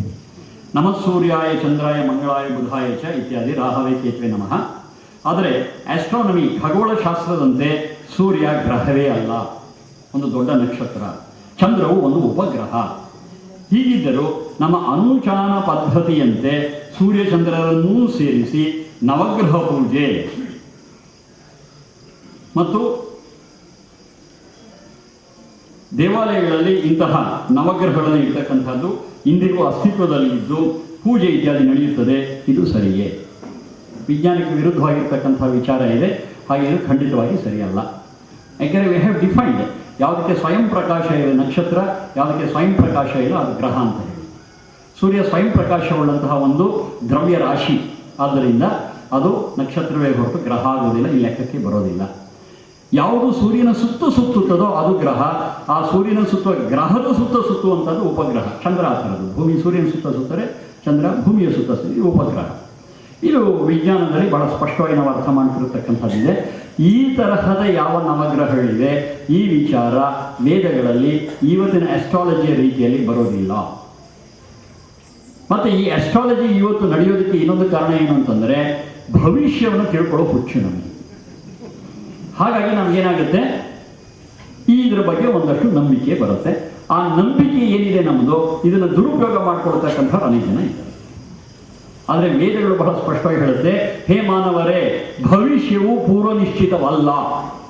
ಬಹಳ ಸ್ಪಷ್ಟ ಹೇಳುತ್ತೆ, ಭವಿಷ್ಯವು ಪೂರ್ವ ನಿಶ್ಚಿತವಲ್ಲ. ನೀವು ವರ್ತಮಾನದಲ್ಲಿ ಏನು ಕಾರ್ಯವನ್ನು ಮಾಡುತ್ತೀರೋ ಅದರ ಫಲವನ್ನು ನೀವು ಭವಿಷ್ಯದಲ್ಲಿ ಪಡೆಯುತ್ತೀರಿ ಹೊರತು ಅದು ಪೂರ್ವ ನಿಶ್ಚಿತ ಅಲ್ಲ. ಯಾವಾಗಲೂ ಮಾಡುವಂಥ ಟ್ರಿಕ್ಕು ಇಲ್ಲೂ ಮಾಡಿರ್ತೀವಿ. ಈ ಕೈಲಿ ಇಟ್ಕೊಂಡಿದ್ದೀನಿ, ಇದನ್ನು ನಾನು ಅಲ್ಲಿ ಇಡ್ತೀನ ಬಿಸಾಕ್ತೀನಿ. ಎಂಥ ಭವಿಷ್ಯಕಾರ ಬೇಕಾದರೂ ಹೇಳಿ. ಪೂರ್ವ ನಿಶ್ಚಿತ ಅಲ್ಲ, ಪೂರ್ವ ನಿಶ್ಚಿತ ಆದ್ರಿಂದ ಏನು ಮಾಡ್ತೀನಿ ಅಂತ ಹೇಳಬೇಕಲ್ವಾ? ಆಗತ್ತೆ ಹೇಳಕ್ಕೆ. ಇಡ್ತೀರಾ ಅಂದರೆ ಬಿಸಾಕ್ತೀನಿ ಇಡ್ತೀನಿ. ಅದಕ್ಕೆ ಏನು ಮಾಡ್ತಾರೆ ಬುದ್ಧವಂತರು ಒಂದು ಒಳ್ಳೆ ಉತ್ತರ ಹೇಳ್ತಾರೆ. ಸ್ವಾಮಿ ಅದನ್ನು ನಾವು ಹೇಳೋಕ್ಕಲ್ಲ, ಅದು ನಿಮ್ಮ ಕೈಯಲ್ಲಿ ಇದೆ. And that is the right answer. Simple, that is the right answer. ನಮ್ಮ ಭವಿಷ್ಯವು ನಮ್ಮ ಕೈಯಲ್ಲಿದೆ. ನಾವು ವರ್ತಮಾನದಲ್ಲಿ ಯಾವ ಕ್ರಿಯೆಗಳನ್ನು ಮಾಡ್ತೇವೆ ಅದರ ಫಲ ಭವಿಷ್ಯದಲ್ಲಿ ತಗೋತೇವೆ. ವೇದದಾಧರ ಏನಿದೆ, ಕೃತಮ್ಮೆ ದಕ್ಷಿಣೆ ಹಸ್ತೆ ಜಯೋಮೇ ಸಂವ್ಯಾಹಿತ. ಎಷ್ಟು ಅದ್ಭುತವಾಗಿ ಹೇಳ್ತೇವೆ. ನೀನು ಮಾಡಿರ್ತಕ್ಕಂಥ ಸಾಧನೆ ಇದೆ, ನೀನು ಮಾಡಿರ್ತಕ್ಕಂಥ ಪ್ರಯತ್ನ ಏನಿದೆ, ಅದು ನಿನ್ನ ಬಲಗೈಯಲ್ಲಿದ್ದರೆ ಅದಕ್ಕೆ ತಕ್ಕಂಥ ಫಲ ನಿನ್ನ ಎಡಗೈಯಲ್ಲಿದೆ. ಪೂರ್ವ ನಿಶ್ಚಿತ ಆಗಿದ್ದರೆ ಬಲಗೈ ಏನು ಮಾಡಬೇಡ, ಎಡಗೈಲೆಲ್ಲ ಸಿಗುತ್ತೆ. ಈ ತರಹದ ಅವೈಜ್ಞಾನಿಕವಾದಂತಹ ತರ್ಕರಹಿತವಾದಂತಹ ವಿಚಾರವನ್ನು ವೇದ ಹೇಳೋದಿಲ್ಲ. ಸರ್, ಹಾಗಾದರೆ ಇವತ್ತಿನ ಈ ಫಲಿತ ಜ್ಯೋತಿಷಿಗಳು ಹೇಗೆ ಜೀವನ ಮಾಡ್ತಿದ್ದಾರೆ, ಜನ ಯಾಕೆ ಅವರಿಗೆ ಬಲಿ ಬೀಳ್ತಾ ಇದ್ದಾರೆ? ನಮ್ಮಲ್ಲಿ 3 ದೌರ್ಬಲ್ಯ ಇದೆ. ಮೊದಲನೇದು ಅಜ್ಞಾನ, ಎರಡನೇದು ಭಯ, ಮೂರನೇದು ಆಸೆ. ಈ ಅಜ್ಞಾನ, ಭಯ, ಆಸೆ ಏನಿದೆ ಅದು ಇಂತಹ ಜನರಿಗೆ ಪುಕ್ಕಟ್ಟೆ ಬಂಡವಾಳ ಮಾಡ್ತಾರೆ. ನನ್ನಲ್ಲಿ ಅಜ್ಞಾನವಿಲ್ಲದೆ, ನನ್ನಲ್ಲಿ ಭಯವಿಲ್ಲದೆ, ನನ್ನಲ್ಲಿ ದುರಾಸೆ ಇಲ್ಲದೆ ಇದ್ದರೆ ನಾವೇ ಜ್ಯೋತಿಷ್ಯ ಕೇಳಕ್ಕೆ ಹೋಗ್ತೀವಿ? ಹೋಗೋದೇ ಇಲ್ಲ. ಜಾತಕ ಹಿಡ್ಕೊಳ್ಳೋದಿಲ್ಲ, ಜಾತಕ ಹಿಡ್ಕೊಂಡು ಮನೆ ಬಾಲ್ ತಿರುಗೋದಿಲ್ಲ. ಈ 3 ವೀಕ್ನೆಸ್ ನಮ್ಮಲ್ಲಿದೆ, ದೌರ್ಬಲ್ಯಗಳಿದೆ. ಇದನ್ನು ಅವರು ಜೀವನೋಪಾಯವಾಗಿ ಪರಿವರ್ತನೆ ಮಾಡ್ಕೊಂಡಿದ್ದಾರೆ. ಇಷ್ಟೇ ವಿಚಾರ. ಅದರ ಬಗ್ಗೆ ನಾವು ನಿಶ್ಚಯವಾಗಿ ಸರಿಯಾದ ತಿಳುವಳಿಕೆ ತಗೊಂಡು ನಮ್ಮ ಭವಿಷ್ಯವನ್ನು ವರ್ತಮಾನದಲ್ಲಿ ರೂಪಿಸ್ಕೋತಾ ಹೋಗಬೇಕು. ಇದು ನಮಗೆ ವೇದಗಳು ಹೇಳ್ತಕ್ಕಂಥ ಮಾತಿದೆ. Rigveda is the oldest record available on the earth. ಇದರಂತೆ ಋಗ್ವೇದವು ಸಂಸ್ಕೃತ ಭಾಷೆ, ವೇದ ಭಾಷೆಯಲ್ಲಿದ್ದು, ಆದರೆ ಲಿಪಿ ಮಾತ್ರ ತಮಿಳಿನಲ್ಲಿ ದೊರಕಿತು ಎಂದು ಓದಿದ ನೆನಪು ನನಗೆ. ಈ ಹೇಳಿಕೆ ಸರಿಯೇ?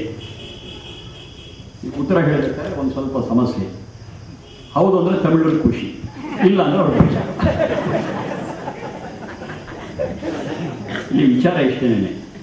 ವೇದಗಳು ತಲೆಮಾರಿನಿಂದ ತಲೆಮಾರಿಗೆ ಬಂದದ್ದು ಶ್ರುತಿ ಮತ್ತು ಸ್ಮೃತಿ, ಕೇಳ್ಮೆ ಮತ್ತು ನೆನಪು. ಇದರ ಮೇಲೆ ತಲೆಮಾರಿನ ತಲೆಮಾರಿಗೆ ಬಂದಿದ್ದೇ ಹೊರತು ಅದನ್ನು ನಾವು ಪುಸ್ತಕದಲ್ಲಿ ನೋಡಿ ಕಲಿತೇವೆ ಅಂತಕ್ಕಂಥದ್ದು ಆಗೋದಿಲ್ಲ.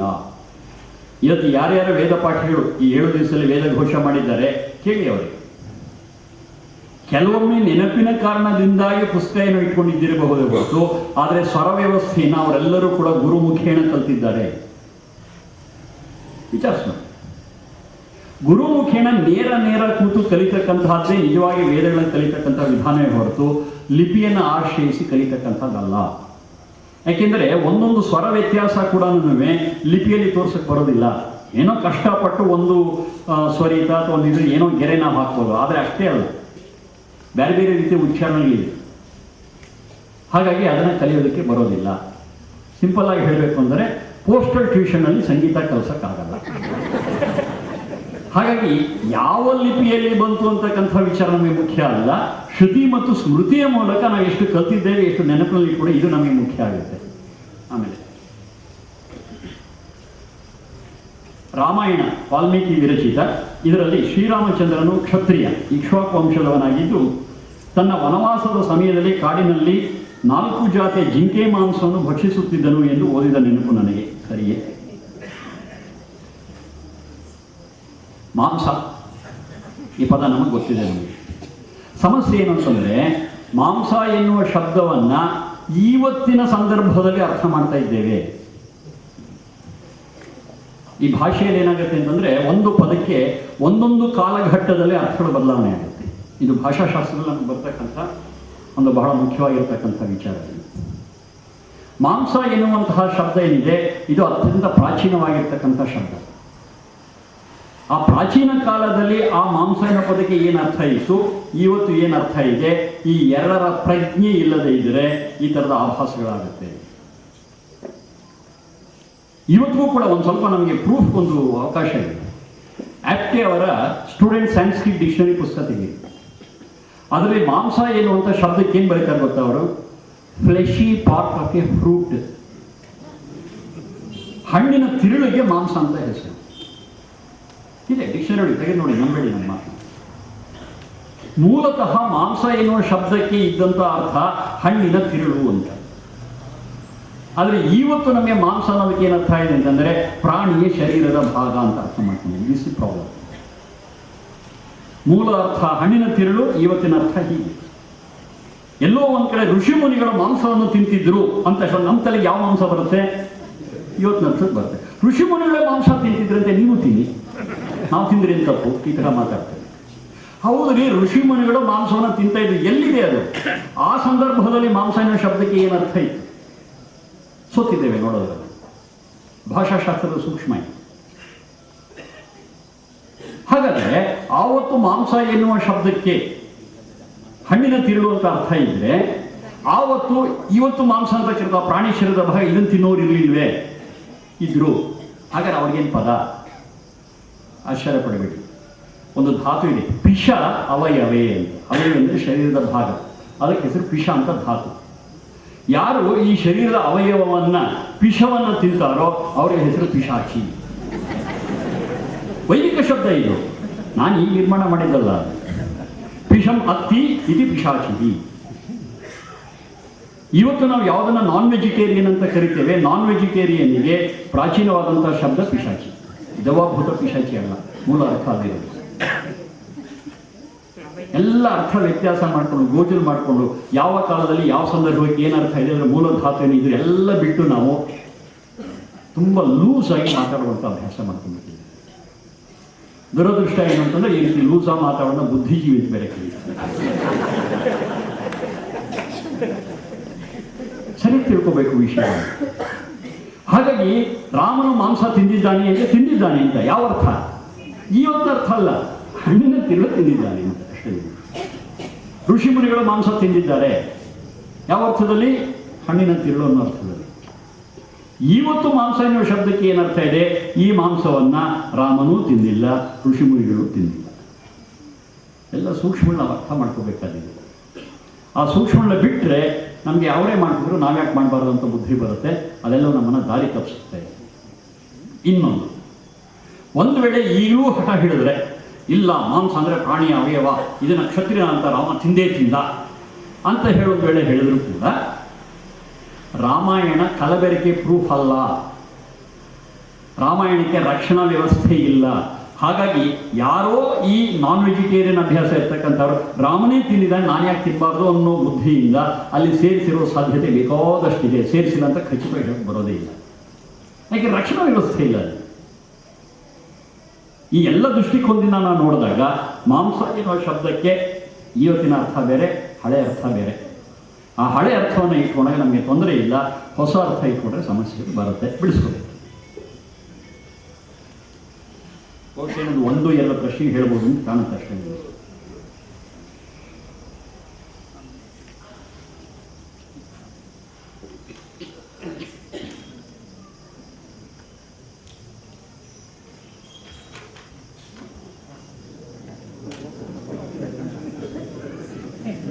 ಸಾಮಾಜಿಕ ಸ್ವಾಸ್ಥ್ಯದ ಪರಿಕಲ್ಪನೆಯಲ್ಲಿ ಗುರುಕುಲ, ಕೃಷಿ, ಪಶುಸಂಗೋಪನೆ ನಾಶವಾದದ್ದರಿಂದ, ಮೆಕ್ಕೆಲೆ ಇತ್ಯಾದಿ ಜನ ನಾಶ ಮಾಡಿದ್ದರಿಂದ ಇಂದು ಎಲ್ಲ ರೀತಿಯ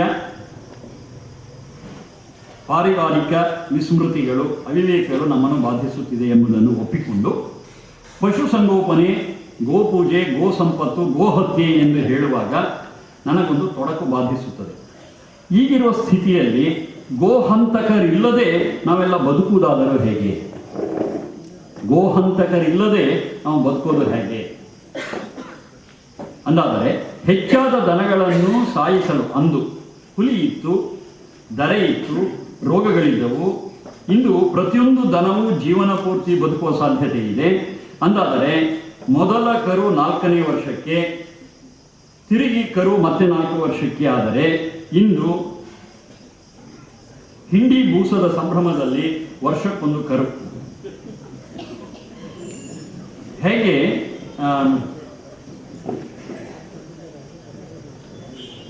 ಹೀಗೆ ಈ ಪ್ರಾಣಿಯ ಒಂದು ಜನಸಂಖ್ಯೆ ಏನಿದೆ ಇದರಲ್ಲಿ ಏರಬಹುದಾದ ಹಸುಗಳನ್ನು ಸಾಕುವುದು ಹೇಗೆ? ಯಾರು? ಜೆಮೆಟ್ರಿಕ್ ಪ್ರೋಗ್ರೆಷನ್. ಹೀಗೆ ಜೆಮೆಟ್ರಿಕ್ ಪ್ರೋಗ್ರೆಷನ್ನಲ್ಲಿ ಏರಬಹುದಾದ ಹಸುಗಳನ್ನು ಸಾಕುವುದು ಹೇಗೆ? ಯಾರು?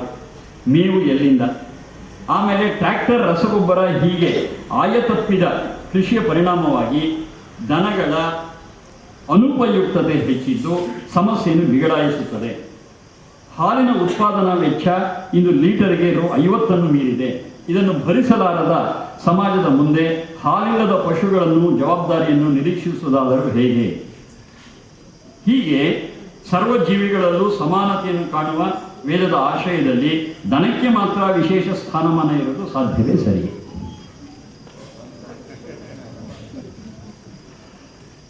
ವೇದಗಳಲ್ಲಿ ಎಲ್ಲಿಯೂ ಕೂಡ ಕೇವಲ ಗೋ ಸಂರಕ್ಷಣೆ ವಿಚಾರ ಹೇಳಿಲ್ಲ. ಇದು ಒಂದು ಅಸಮತೋಲನ ಬುದ್ಧಿ, ಅಸಮತೋಲನ.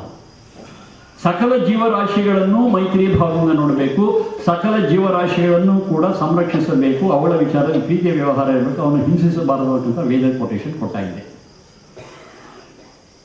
ಹಾಗಾಗಿ ನಮಗೆ ಹೆಚ್ಚು ಬಳಕೆಯಲ್ಲಿರ್ತಕ್ಕಂತಹ ಪ್ರಾಣಿ ಗೋವಾದ್ದರಿಂದ ಗೋಹತ್ಯೆ ಮಾಡಬಾರ್ದು ಅಂತ ಹೇಳ್ತಕ್ಕಂಥದ್ದು ಸರಿಯೇ.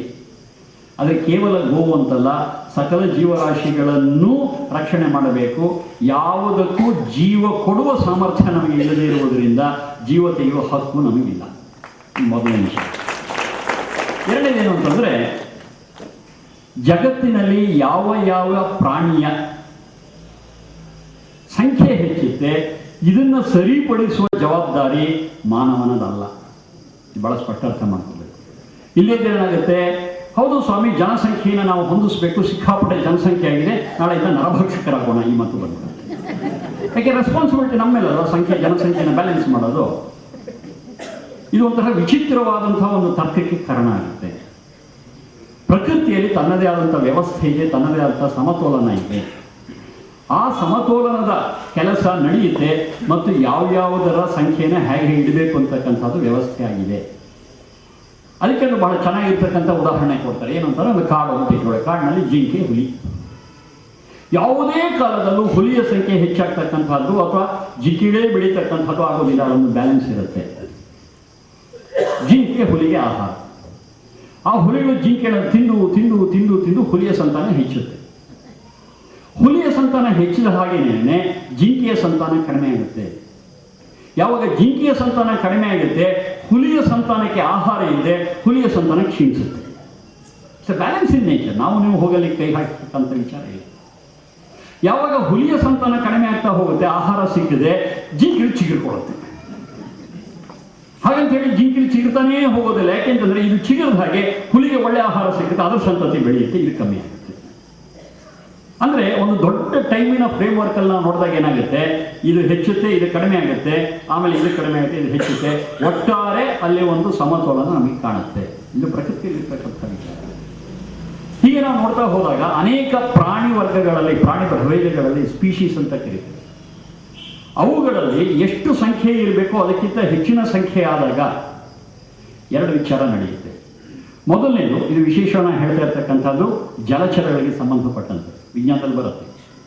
ಕೆಲವೇನು ಮಾಡುತ್ತವೆ, ಸುಮ್ಮನೆ ಜಲಚರಗಳು ದಡಕ್ಕೆ ಬಂದು ಹೋಗ್ಬಿಡುತ್ತೆ, ಸತ್ತು ಹೋಗುತ್ತೆ. They commit suicide. ಯಾಕೆಂದರೆ ಅವು ಇರಬೇಕಂತ ಪ್ರದೇಶದಲ್ಲಿ ಎಷ್ಟು ಸಂಖ್ಯೆಯಲ್ಲಿ ಇರಬೇಕು ಅದಕ್ಕಿಂತ ಜಾಸ್ತಿ ಸಂಖ್ಯೆಯಲ್ಲಿರುತ್ತೆ, ಅಲ್ಲಿ ಅವು ಬಾಳೋದಕ್ಕೆ ಆಗೋದಿಲ್ಲ. ಆಗ ಅವುಗಳಲ್ಲಿ ಒಂದು ವೈಪರೀತ್ಯ ಉಂಟಾಗಿ ಸೀದಾ ಬಂದು ಬೀಳುತ್ತೆ, ಸಾಯ್ತು, ಬ್ಯಾಲೆನ್ಸ್ ಆಗುತ್ತೆ. ಇನ್ನೊಂದು ವಿಚಾರ ಏನು ಅಂತಂದರೆ, ಎಲ್ಲಿ ಈ ಥರದ ಸಂಖ್ಯೆಯಲ್ಲಿ ವ್ಯತ್ಯಾಸ ಆಗುತ್ತೆ ಅಲ್ಲಿ ಸಂತಾನ ಉಂಟು ಮಾಡೋ ಶಕ್ತಿಯು ಕಡಿಮೆ ಆಗುತ್ತೆ, ಕ್ರಮೇಣ ಬ್ಯಾಲೆನ್ಸ್ ಬರುತ್ತೆ. ಪ್ರಕೃತಿಯಲ್ಲಿ ಇರ್ತಕ್ಕಂಥ ವಿಧಾನಗಳು ಸೂಕ್ಷ್ಮವಾಗಿ ಅಬ್ಸರ್ವ್ ಮಾಡಬೇಕು ನಾವು. ಒಂದೊಂದು ಪ್ರಾಣಿ ಪ್ರಭೇದದಲ್ಲಿ ಒಂದೊಂದು ತರಹ ಇರುತ್ತೆ. ಹಾಗಾಗಿ ಯಾವುದೇ ಪ್ರಾಣಿ ಪ್ರಭೇದದ ಸಂಖ್ಯೆಯನ್ನ ಸರಿಪಡಿಸ್ತಕ್ಕಂಥ ಜವಾಬ್ದಾರಿ ನಮ್ಮ ಮೇಲೆ ಇಲ್ಲ. ಕೃತಕವಾಗಿ ನಾವು ಇವುಗಳನ್ನು ಉಂಟು ಮಾಡ್ತಾ ಇದ್ದೇವೆ. ನಾವು ಜನಕ್ಕೆ ಕೋಳಿ ಬೇಕು ಅಂತ ಹೇಳಿ ಆ ಕೋಳಿ ಸಾಕಣೆ ಇನ್ನೊಂದು ಉದ್ದಿಮೆಯಾಗಿ ನಾವು ಮಾಡ್ತಾ ಇದ್ದೇವೆ. ಅದು ಹೆಚ್ಚು ಹೆಚ್ಚು ಮೊಟ್ಟೆಗಳನ್ನು ಇಡೋದಕ್ಕೆ ಬೇಕಾದಂತಹ ಸ್ಟಿರಾಯ್ಡ್ಸ್ ಇಂದ ಹಿಡಿದು ಎಲ್ಲವನ್ನು ಕೊಡ್ತಾ ಇದ್ದೇವೆ. ಸಹಜವಾಗಿ ನಾವು ಬಿಟ್ಟರೆ ಕೋಳಿಯ ಸಂಖ್ಯೆ ಸಮಾಧಾನವಾಗಿರುತ್ತೆ, ಸಮತೋಲನತೆ ಹೆಚ್ಚು ಕಮ್ಮಿ ಆಗೋದಿಲ್ಲ. ಅಂದರೆ ಮಾನವ ಈ ಪ್ರಕೃತಿಯ ವ್ಯವಸ್ಥೆಯಲ್ಲಿ ಹುಚ್ಚಾಪಟ್ಟೆ ಮೂಗು ಹಾಯಿಸೋದ್ರಿಂದ ಅನೇಕ ಸಮಸ್ಯೆಗಳು ಉಂಟಾಗಿದೆ ನಿಜ. ಆದರೆ ಆ ರೀತಿ ಇಲ್ಲದೆ ಪ್ರಕೃತಿಯ ಯಾವ ನಿಯಮಗಳಿದೆ, ಸಮತೋಲನ ಇದೆ, ಅದರ ಜೊತೆಗೆ ಮನುಷ್ಯ ಹೊಂದಿಕೊಂಡು ಹೋದಾಗ ಈ ಥರದ ಸಮಸ್ಯೆ ಬರೋದಿಲ್ಲ. ತನ್ನಂತೆ ತಾನೇ ಪ್ರಕೃತಿಯಲ್ಲೆಲ್ಲ ಬ್ಯಾಲೆನ್ಸ್. ಇನ್ನೊಂದು ಈ ಪ್ರಶ್ನೆಯಲ್ಲಿ ಮುಖ್ಯವಾಗಿರ್ತಕ್ಕಂಥದ್ದು, ನಮ್ಮ ತಲೆ ಒಳಗೆ ಇವತ್ತೊಂದು ದೋಷ ಬಂದ್ಬಿಟ್ಟಿದೆ. ಏನಂತಂದ್ರೆ ಹಸು ಯಾಕೆ ಸಾಕಬೇಕು? ಹಾಲಿಗೆ. ಅಂತ ಹೇಳಿ. ಇದು ನಮ್ಮಲ್ಲಿ ಆಗಿರ್ತಕ್ಕಂಥ ತೊಂದರೆ ಇದೆ. ಯಾವುದೇ ಸಸ್ತನಿ ಪ್ರಾಣಿ, ಮಾಮಲ್ ಅಂತ ಏನು ಕರಿತೀವಿ, ಯಾವುದೇ ಮ್ಯಾಮಲಿನ ಹಾಲಿನ ಮೇಲೆ ಮೊದಲ ಅಧಿಕಾರ ಅದರ ಮರಿಗೆ. ಹಸುವಿನ ಹಾಲು ಉತ್ಪನ್ನ ಏನಾಗುತ್ತೆ, ಇದರ ಮೇಲೆ ಮೊದಲನೇ ಹಕ್ಕಿರ್ತಕ್ಕಂಥದ್ದು ಅದರ ಕರುವಿಗೆ, ನಮಗೆ ನಿಮಗೆ ಅಲ್ಲ. ಹಾಗೆ ಹಸುವನ್ನು ನಾವು ಸಾಕಬೇಕಾದ ಯಾತಕ್ಕೆ ಹಾಗಾರೆ ಅಂತಂದ್ರೆ ಅದರ ಸಗಣಿ ಮತ್ತು ಗಂಜಲಕ್ಕೆ. ಕೃಷಿಯಲ್ಲಿ ಅತ್ಯಂತ ಪ್ರಮುಖವಾಗಿರ್ತಕ್ಕಂಥ ಗೊಬ್ಬರ ಅದು. ನಾವು ಈ ಪ್ರಾಕೃತಿಕವಾಗಿರ್ತಕ್ಕಂಥ ಗೊಬ್ಬರವನ್ನು ಬಿಟ್ಟು ಕೃತಕ ಗೊಬ್ಬರಕ್ಕೆ ಹೋದಾಗ ಹಸುವಿನ ಅಸ್ತಿತ್ವ ನಮಗೆ ಅರ್ಥ ಆಗೋದಿಲ್ಲ. ನಮಗೆ ಇದು ಸಮಸ್ಯೆ. ಅದು ಮುದಿ ಹಸು ಇರಬಹುದು, ಹಾಲು ಕೊಡದೆ ಇರಬಹುದು, ರೋಗಿಷ್ಠ ಹಸು ಇರಬಹುದು, ಗೊಬ್ಬರ ಗಂಜಲ ಅಂತ ಕೊಡುತ್ತಾ, ಸಗಣಿ ಗಂಜಲ ಅಂತ ಕೊಡುತ್ತಾ, ನಮ್ಮ ಕೃಷಿಗೆ ಅದು ಇನ್ಪುಟ್ಟ. ಹಾಗೆ ನಾವು ಸಾಕೋದಕ್ಕೆ ಏನು ತೊಂದರೆ ನಮಗೆ? ಹಾಲು ಅನ್ನೋದು ನಮ್ಮ ತಲೆಯಲ್ಲಿದ್ದು, ಹಾಲು ಎನ್ನುವಂಥದ್ದು ನಮಗೆ ವ್ಯಾಪಾರಿ ವಸ್ತು ಅಂತಾದಾಗ ಏನಾಗುತ್ತೆ, ನಮಗೆ ಆ ಹಾಲಿನ ವಿಚಾರ ನಮ್ಮ ದೃಷ್ಟಿಕೋನ ಬದಲಾವಣೆ ಆಗುತ್ತೆ. ಯಾವುದು ಹಾಲು ಕೊಡಲ್ಲ, ಗಂಡು ಕರುಗಳು ಹಾಲು ಕೊಡಲ್ಲ. ನಮ್ಮಲ್ಲಿ ನಮಗೆ ಬಿಟ್ಟರೆ ಬಿಡಿ ಕಣ್ಣಾರ ಕಂಡಿದ್ದೇನೆ, ಕೆಲವೇ ದಿನಗಳ ಗಂಡು ಕರುಗಳನ್ನ ಕಸಾಕನೆ ಕರ್ಕೊಂಡು ಹೋಗ್ತಾರೆ. ನೋಡಿದ್ರೆ ಎಷ್ಟು ಮುದ್ದಾಗಿರುತ್ತೆ, ಅಯ್ಯೋ ಅನ್ಸುತ್ತೆ. ಆದರೆ ವ್ಯವಸ್ಥೆ ಕೆಟ್ಟೋಗಿದೆ. ಹಾಗೆ ಹಾಲು ಕೊಡೋದಲ್ಲ, ಗಂಡಾದ್ರೆ ನಾವು ಹಾಲು ಕೊಡಿದ್ರೆ ಬೇಡ್ರಿ, ಸಗಣಿ ಗಂಜಲ ಕೊಡೋದಲ್ಲ, ಅದನ್ನು ಕೃಷಿಗೆ ಉಪಯೋಗಿಸಬಾರ್ದ? ನಮ್ದೆಲ್ಲ ವ್ಯಾಪಾರಿ ಬುದ್ಧಿ. ನಮಗೆ ಏನೇ ಆಗಬೇಕಾದ್ರೆ ಏನು ದುಡ್ಡು ಬರುತ್ತೆ, ಏನು ಇನ್ವೆಸ್ಟ್ಮೆಂಟು, ಏನು ಲಾಭ, ಹೀಗೆ ಯೋಚನೆ ಮಾಡ್ತೀವಿ. ಜೀವನ ಬರೀ ದುಡ್ಡಿನ ಮೇಲೆ ನಿಂತಿಲ್ಲ, ಜೀವನ ಬರೀ ವ್ಯಾಪಾರದ ಮೇಲೆ ನಿಂತಿಲ್ಲ, ಜೀವನ ಬರೀ ಲಾಭದ ಮೇಲೆ ನಿಂತಿಲ್ಲ. There are so many other humanitarian values. ಇದು ವೇದ ನಮ್ಗೆ ಹೇಳ್ತಕ್ಕಂಥದ್ದು. ಇದನ್ನು ಅರ್ಥ ಮಾಡ್ಕೋಬೇಕು ನಾವು. ಕೊನೆಗೆ ಸಾಗದೇ ಇದ್ರೆ ಬೇಡ್ರಿ, ಸುಮ್ಮನೆ ಮೇಯಕ್ಕೆ ಬಿಡ್ರಿ, ನೀವು ಖರ್ಚು ಮಾಡೋದು ತಾನೇ ಏನೋ ಮೇಯ್ಕೊಂಬರುತ್ತೆ.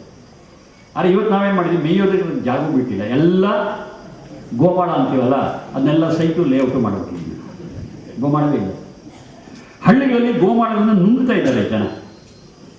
ಯಾಕೆ ಗೋಮಾಳದ ಕಾನ್ಸೆಪ್ಟ್ ಇದೆ ಅವರು? ಇದಕ್ಕೋಸ್ಕರ ಮೊದಲನೆಯ ಅಧಿಕಾರ ಹಸುವಿನ ಹಾಲಿನ ಮೇಲೆ ಕರು. ಆರೋಗ್ಯವಾಗಿರ್ತಕ್ಕಂಥ ಹಸು ಏನು ಮಾಡುತ್ತೆ, ಸಾಕಷ್ಟು ಹಾಲನ್ನು ಉತ್ಪಾದನೆ ಮಾಡುತ್ತೆ.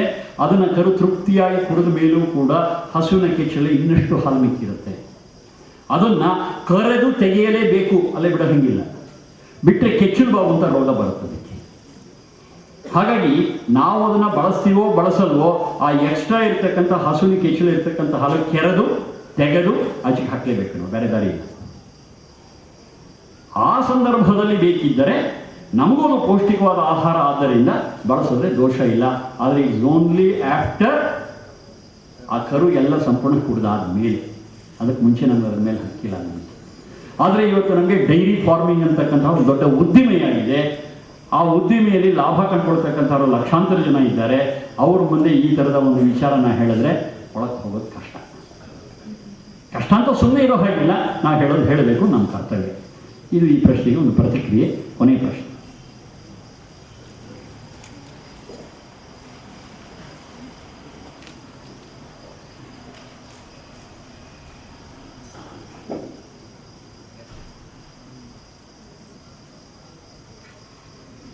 ತಾವು ಉಪನ್ಯಾಸದಲ್ಲಿ ವೇದ ಭಾಷೆಯೇ ಬೇರೆ, ಸಂಸ್ಕೃತ ಭಾಷೆಯೇ ಬೇರೆ ಎಂದು ಹೇಳಿದ್ದೀರಿ.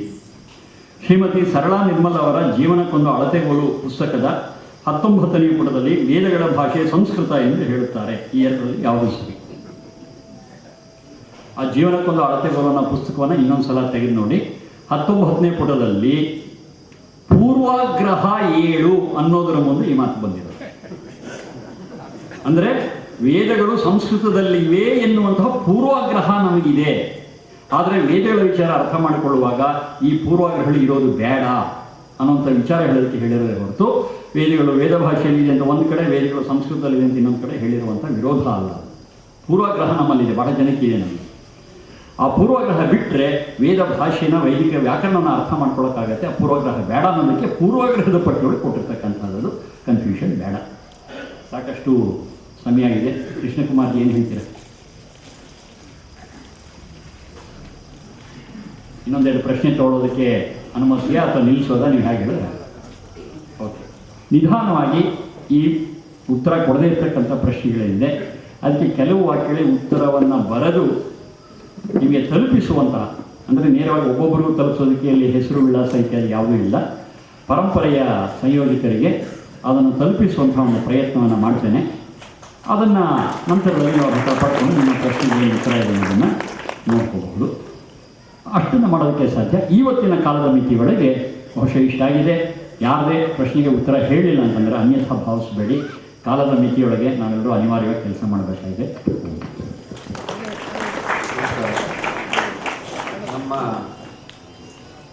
ಪ್ರತಿಕ್ರಿಯೆಯಲ್ಲಿ ಟೀಕೆಗಳಿದ್ದರೆ, ಅಭಿವೃದ್ಧಿಪಡಿಸುವ ವಿಚಾರಗಳಿದ್ದರೆ ಹೇಳಿ ಎಂದು ಪ್ರವಚನಕಾರರು ಹೇಳಿದ ಮೇಲೆ ನನ್ನ ಜವಾಬ್ದಾರಿ ಹೆಚ್ಚಾಯಿತು, ಯೋಚನೆ ಹೆಚ್ಚಾಯಿತು. ನಮಗೆಲ್ಲ ಹೊಗಳುವುದು ಇಷ್ಟವೇ, ಆದರೆ ಇನ್ನೊಬ್ಬರನ್ನು ತೆಗಳುವುದು ಯಾರಿಗಾದರೂ ಹೆಚ್ಚು ಇಷ್ಟ. ಹಾಗಾಗಿ ಏನು ವಿಮರ್ಶಿಸುವುದೆಂದು ರಾತ್ರಿ ಪೂರ್ತಿ ಕಷ್ಟಪಟ್ಟೆ. ವೇದಗಳ ಬಗ್ಗೆ ವಿಮರ್ಶಿಸುವುದು ಏನೂ ಉಳಿದಿರಲಿಲ್ಲ. ಇನ್ನು ಪ್ರವಚನ ಮಾಡಿದ ಸುಧಾಕರ ಶರ್ಮರ ಬಗ್ಗೆ, ಅವರ ಮಂಡನೆ, ಖಂಡನೆ, ವಿಡಂಬನೆಗಳಲ್ಲಿ, ಭಾಷೆ, ಭಾವನೆ, ಉತ್ಸಾಹಗಳಲ್ಲಿ ಎಷ್ಟು ವಿಚಾರಿಸಿದರೂ ಬೊಟ್ಟು ಮಾಡುವ ದೋಷ ಕಾಣಿಸಲಿಲ್ಲ. ಇನ್ನು ಉಳಿದದ್ದು ಕೇಳಿದ, ಸಂಘಟಿಸಿದ ನಾವು ಮಾತ್ರ. ಹಾಗಾಗಿ ನಮ್ಮ ಕುರಿತೇ 4 ಮಾತು. ಬೆಂಗಳೂರಿಗಿಂತ ಮೈಸೂರು ಪ್ರಶಾಂತ, ಮೈಸೂರಿನಲ್ಲಿ ರಾಮಕೃಷ್ಣನಗರ ಗಣಪತಿ ದೇವಸ್ಥಾನ ಹೆಚ್ಚು ಪ್ರಶಾಂತ. ಹೀಗೆ ಪ್ರಶಾಂತಿಯನ್ನು, ಶಾಂತಿಯನ್ನು ಇಷ್ಟಕ್ಕೆ ಸೀಮಿತಗೊಳಿಸಿರುವ ಈ ಕಾಲಘಟ್ಟದಲ್ಲಿ ವೇದಗಳು ಪ್ರತಿಪಾದಿಸುವ ಆ ಶಾಂತಿಯನ್ನು, ಓಂ ಶಾಂತಿ ಶಾಂತಿ ಶಾಂತಿಯನ್ನು ನಾವು ಸಾಧಿಸುವುದಾದರೂ ಹೇಗೆ? ಆದಿಭೌತಿಕ ಶಾಂತಿಯನ್ನು ಇಷ್ಟೆಲ್ಲ ಕೆಡಿಸಿದ ಮೇಲೆ ಇನ್ನುಳಿದ ಶಾಂತಿಗಳ ಬಗೆ ಹೇಗೆ? ಪೇಟೆಯ ವಿಲಾಸಿ ಮನೆಗಳಲ್ಲಿ ಸುಂದರ ನಿಸರ್ಗ ಛಾಯಾಚಿತ್ರವನ್ನು ಪ್ರತಿಷ್ಠಾಪಿಸುವಷ್ಟಕ್ಕೆ ನಮ್ಮ ವೇದ ಜ್ಞಾನ ಸೀಮಿತವಾಗಿರುವಾಗ ಇಂಥ ಪ್ರವಚನಗಳನ್ನು ಮಾಡಿಸಿ ಕೇಳಿ ಪ್ರಯೋಜನವಾದರೂ ಏನು? ಅಲೆ ಅಲೆಯಾಗಿ ಬರುತ್ತಿರುವ ಆಲೋಚನೆಗಳು ನನ್ನ ನಿದ್ರೆ ಕೆಡಿಸಿತ್ತು. ಆದರೆ ಪಕ್ಕದಲ್ಲಿ ನನ್ನಾಕೆ ಗೊರಕೆ ಹೊಡೆಯುತ್ತಾ ಶಾಂತವಾಗಿ ನಿದ್ರಿಸುತ್ತಿದ್ದಳು. ಯಾಕೆಂದರೆ ಅವಳು ಈ ಪ್ರವಚನ ಕೇಳಿರಲಿಲ್ಲ. ಹಾಗಾದರೆ ಶಾಂತಿ ಎಂದರೆ ಏನು? ಶಾಂತಿ ಎಲ್ಲಿ? ಪ್ರವಚನದ ಕೊನೆಗೆ ಹೇಳಿಸುವ ಶಾಂತಿ ಪಾಠ ನನ್ನ ಪ್ರಯೋಜನಕ್ಕೆ ಬಂತು. ಶಾಂತಿರೇವ ಶಾಂತಿ, ಶಾಂತಿ ಬೇಕೆಂಬ ತುಡಿತವೂ ಶಾಂತವಾಗಲಿ ಎಂಬ ಮಾತು ನನಗೆ ಒಂದಷ್ಟು ಪ್ರಯೋಜನಕ್ಕೆ ಬಂತು. ಜೊತೆಗೆ ಮಂಕುತಿಮ್ಮನ ಕಗ್ಗ ಸೇರಿತು. ಅರಣ್ಯದ ಪುಷ್ಪಗಳ ಮುಸುವರ ಆರಿಹರು ಪದಗದೊಡುಪನು ಅರಸಿ ಮೆಚ್ಚಲು, ಬೇರೊಬ್ಬರೆಣಿಕೆ ಇಲ್ಲದೆ ಪ್ರಕೃತಿ ತನಗೆಂದೇ ಸ್ವಾರಸ್ಯ ಬೆಸಗೊಳ್ಳೋ ಮಂಕುತಿಮ್ಮ. ವೇದಗಳು ಇಂಥ ಒಂದು ಸ್ವಾರಸ್ಯ. ಚಾರ್ಟರ್ಡ್ ಅಕೌಂಟೆಂಟ್ ಆಗಿ ದುಡ್ಡು ಗೋರಬಹುದಾಗಿದ್ದ ಸುಧಾಕರ ಶರ್ಮರು ವೇದಾಧ್ಯಾಯಿ ಆದದ್ದು ಇಂಥ ಒಂದು ಸ್ವಾರಸ್ಯ. ಇಂಥ ಸೋಗಿನ ಪ್ರಪಂಚದೊಳಗಿದ್ದು ಅಪರೂಪಕ್ಕೊಮ್ಮೆಯಾದರೂ ನಾವೆಲ್ಲ ಇಂಥಲ್ಲಿ ಸೇರಿ ವೇದದ ಸ್ವಾರಸ್ಯ ತಿಳಿಯುವುದೂ ಒಂದು ಸ್ವಾರಸ್ಯ. ವನಸುಮಕ್ಕೆ ಒಂದಷ್ಟು ಸಾರ್ಥಕ್ಯ. ಅಪರೂಪಕ್ಕೆ ಅನುಭವಿಸಿದ ಈ ಸುಗಂಧವನ್ನು, ಸ್ವಾರಸ್ಯವನ್ನು ನಾನಿಲ್ಲಿ ಸಂಭ್ರಮಿಸದಿರುವುದಾದರೂ ಹೇಗೆ? ಹಾಗಾಗಿ 2 ಮಾತು. ದಿನದಿನವೂ ದಿನಕರನು ನೀಡುವ ಬೆಳಕೇ ಎಲ್ಲರ ಶಕ್ತಿ, ಎಲ್ಲರ ಬದುಕು. ಆದರೆ ನೀವೆಲ್ಲ ಆ ಬೆಳಕನ್ನು ಹಾಗೆ ತಿನ್ನುವ ಹಾಗಿಲ್ಲ, ಕುಡಿಯುವ ಹಾಗಿಲ್ಲ. ಏನಿದ್ದರೂ ಅದು ಹಸುರಿನ ಸಾಮರ್ಥ್ಯ.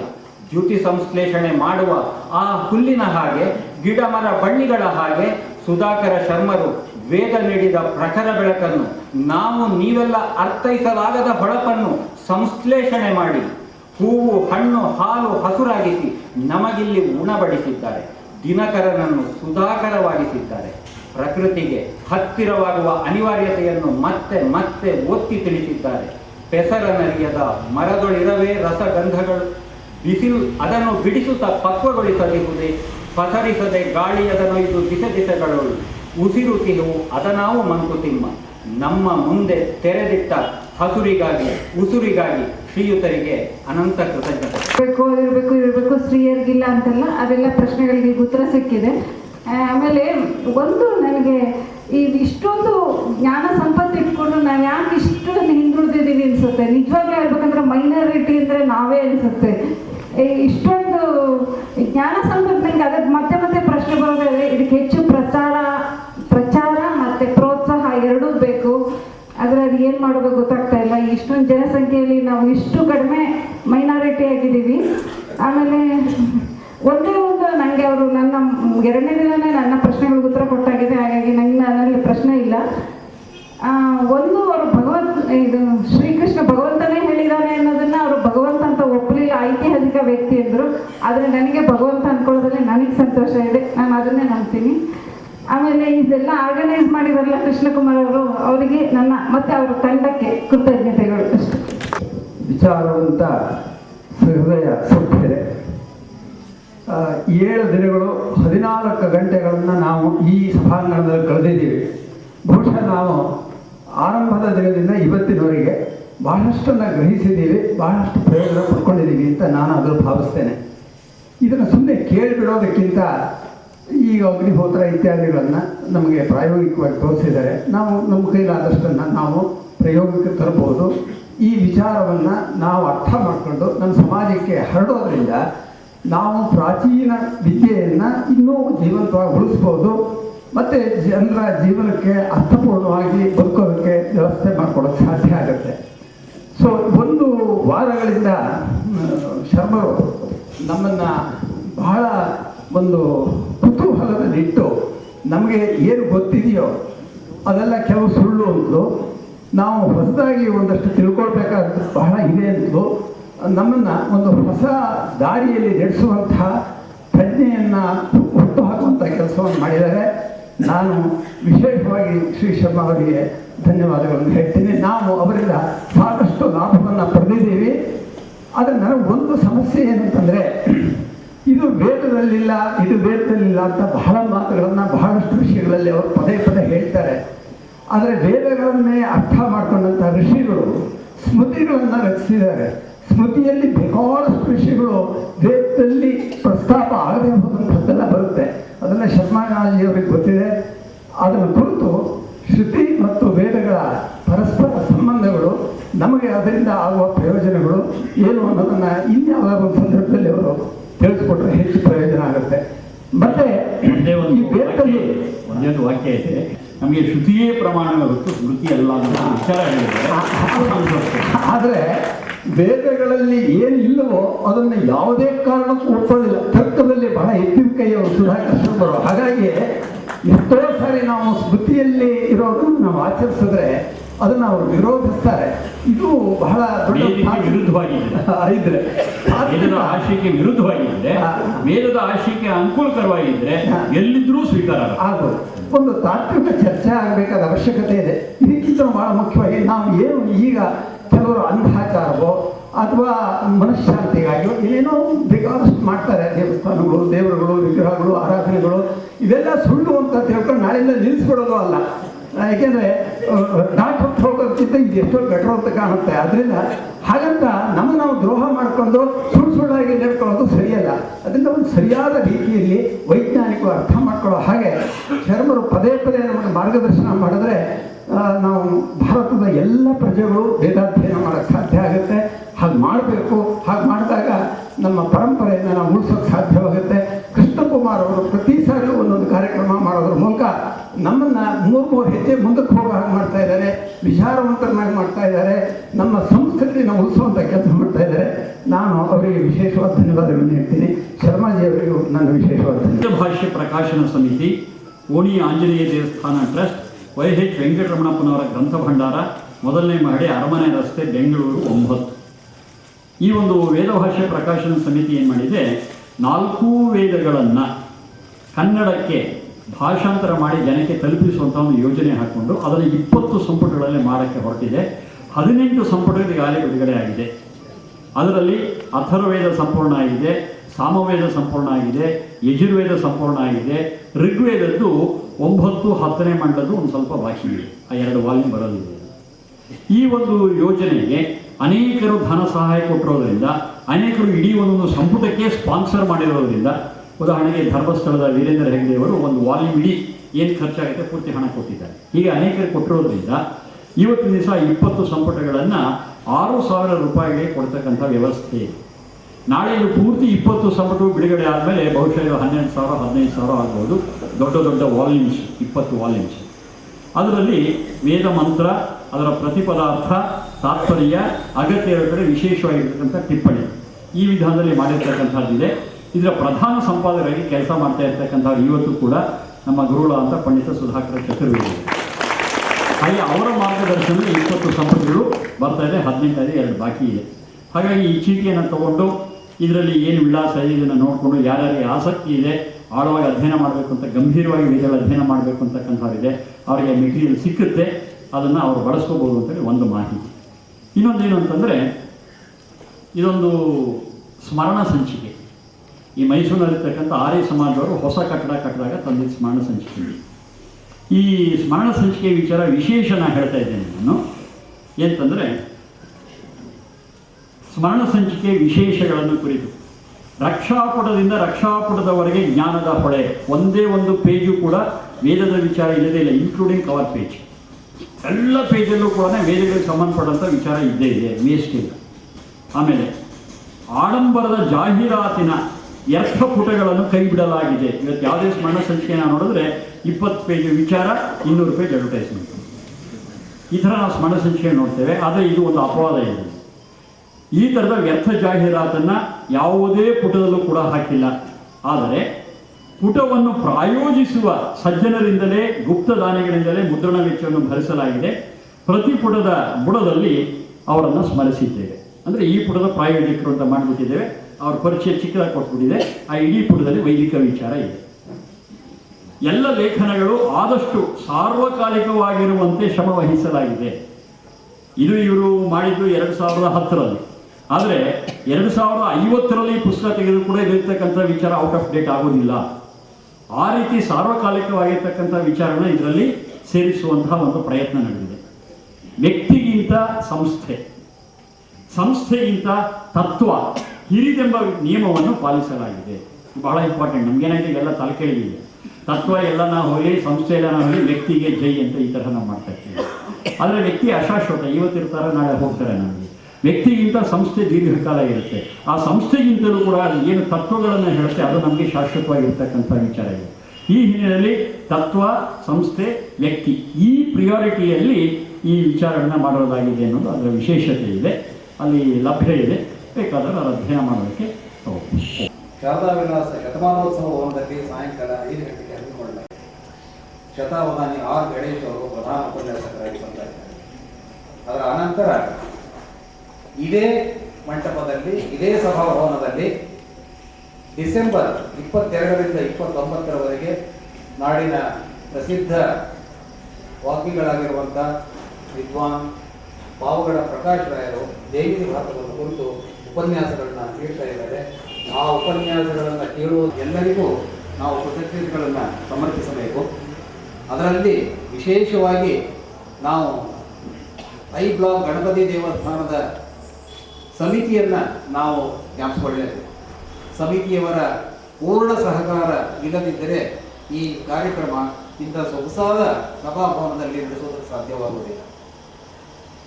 ಕೃತಜ್ಞತೆಯ ರೂಪದಲ್ಲಿ ಸಮಿತಿಯ ಪರವಾಗಿ ಅಧ್ಯಕ್ಷರು, ದೇವಸ್ಥಾನದ ಸಮಿತಿಯ ಅಧ್ಯಕ್ಷರಾದಂಥ ಡಿ.ವಿ. ಸೀತಾರಾಮರಾಯರು ಬಂದು ಗುರುಗಳಿಗೆ ನನಗೆ ಸಹಾಯ ಮಾಡದಂಥ ಎಲ್ಲ ಸ್ವಯಂ ಸೇವಕರಿಗೆ ಯಾವುದೇ ಬಿಡುಗಾಸುದ್ದಿ ಹೇಳದೆಯೇ ನಮ್ಮ ಮುಂದಿನ ಕಾರ್ಯಕ್ರಮ ನಮ್ಮ ಕೃತಜ್ಞತೆಯನ್ನು ಅರ್ಪಿಸೋದು. ಸುಧರ್ಮ ದಿನಪತ್ರಿಕೆಯವರು ಸುಧಾಕರ ಶರ್ಮರಿಗೆ ದಯವಿಟ್ಟು ನಾವು ಗುರುದಕ್ಷಿಣೆ ಕೊಡ್ತಾ ಇದ್ದೀವಿ ಅಂತ ಅಂದ್ಕೊಳ್ಬೇಡಿ. ನಮ್ಮ ಪ್ರೀತಿಯನ್ನು ವ್ಯಕ್ತಪಡಿಸುವಂಥ ಏಕೈಕ ವಿಧಾನ ನಮಗೆ ಉಳಿದಿರುವಂಥದ್ದು ಅದು ಒಂದೇನೆ. ಈ ಹಣವನ್ನು ನಾವು ಸುಧಾಕರ ಶರ್ಮ ಅವರಿಗೆ ಕೊಡ್ತಾ ಇಲ್ಲ. ಅವರ ವೇದ ವಾಂಗ್ಮಯವನ್ನು ಪ್ರಚಾರ ಮಾಡುವುದಕ್ಕಾಗಿ ನೆರವು ನೀಡುವ ದೃಷ್ಟಿಯಿಂದ ನಾವು ಕೊಡ್ತಾ ಇದ್ದೇವೆ. ಅದು ಪುಸ್ತಕ ರೂಪದಲ್ಲಿ ಮುದ್ರಣವಾಗಬಹುದು, ಅವರು ಬೇರೆ ಬೇರೆ ಕಡೆಗೆ ಪ್ರಯಾಣಕ್ಕೆ ಬಳಸುವಂಥದ್ದಾಗಿರ್ಬೋದು. ದಯವಿಟ್ಟು ನಾವು ಕೊಡ್ತಾ ಇರುವಂಥ ಹಣ ನಿಮಗೆ ಈ ವೇದ ವಾಂಗ್ಮಯವನ್ನು ಸಾಧ್ಯವಾದಷ್ಟು ಮಟ್ಟಿಗೆ ಹೆಚ್ಚಿನ ಸಂಖ್ಯೆಯ ಜನರಿಗೆ ತಲುಪಿಸುವಲ್ಲಿ ಅಲ್ಪ ಸಹಾಯವನ್ನು ನೀಡಬಹುದು ಅಂತ ಅಂದ್ಕೊಂಡು ನಾವು ಇದನ್ನು ಸಲ್ಲಿಸ್ತಾ ಇದ್ದೇವೆ. ಪರಂಪರೆಯ ಪರವಾಗಿ ಬಹಳ ಅಪರೂಪದ ಪ್ರಸಂಗ.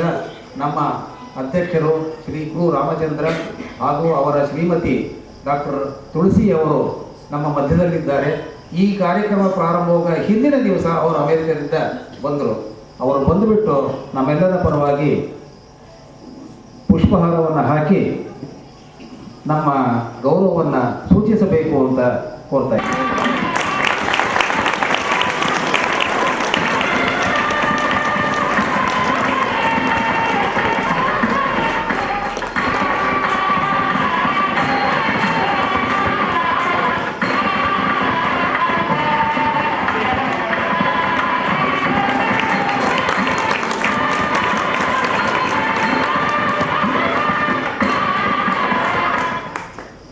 ನಮ್ಮಲ್ಲಿ ಎಲ್ಲರೂ ಪ್ರೀತಿಯಿಂದ ಕೊಟ್ಟಿರುವ ಮೊತ್ತ 46,520. ನಿಮ್ಮ ಭೇಟಿ ಮತ್ತೆ ನವೆಂಬರ್ನಲ್ಲಿ ಶಾರದಾ ವಿಲಾಸ್ ಸೆಂಟರಿ ಹಾಲ್ನಲ್ಲಿ ಮತ್ತು ಡಿಸೆಂಬರ್ನಲ್ಲಿ ಇದೇ ವೇದಿಕೆಯಲ್ಲಿ ಮತ್ತೆ ಆಗ್ತದೆ. ನಮಸ್ಕಾರ. ಓಂ ದ್ಯೌಃ ಶಾಂತಿಃ.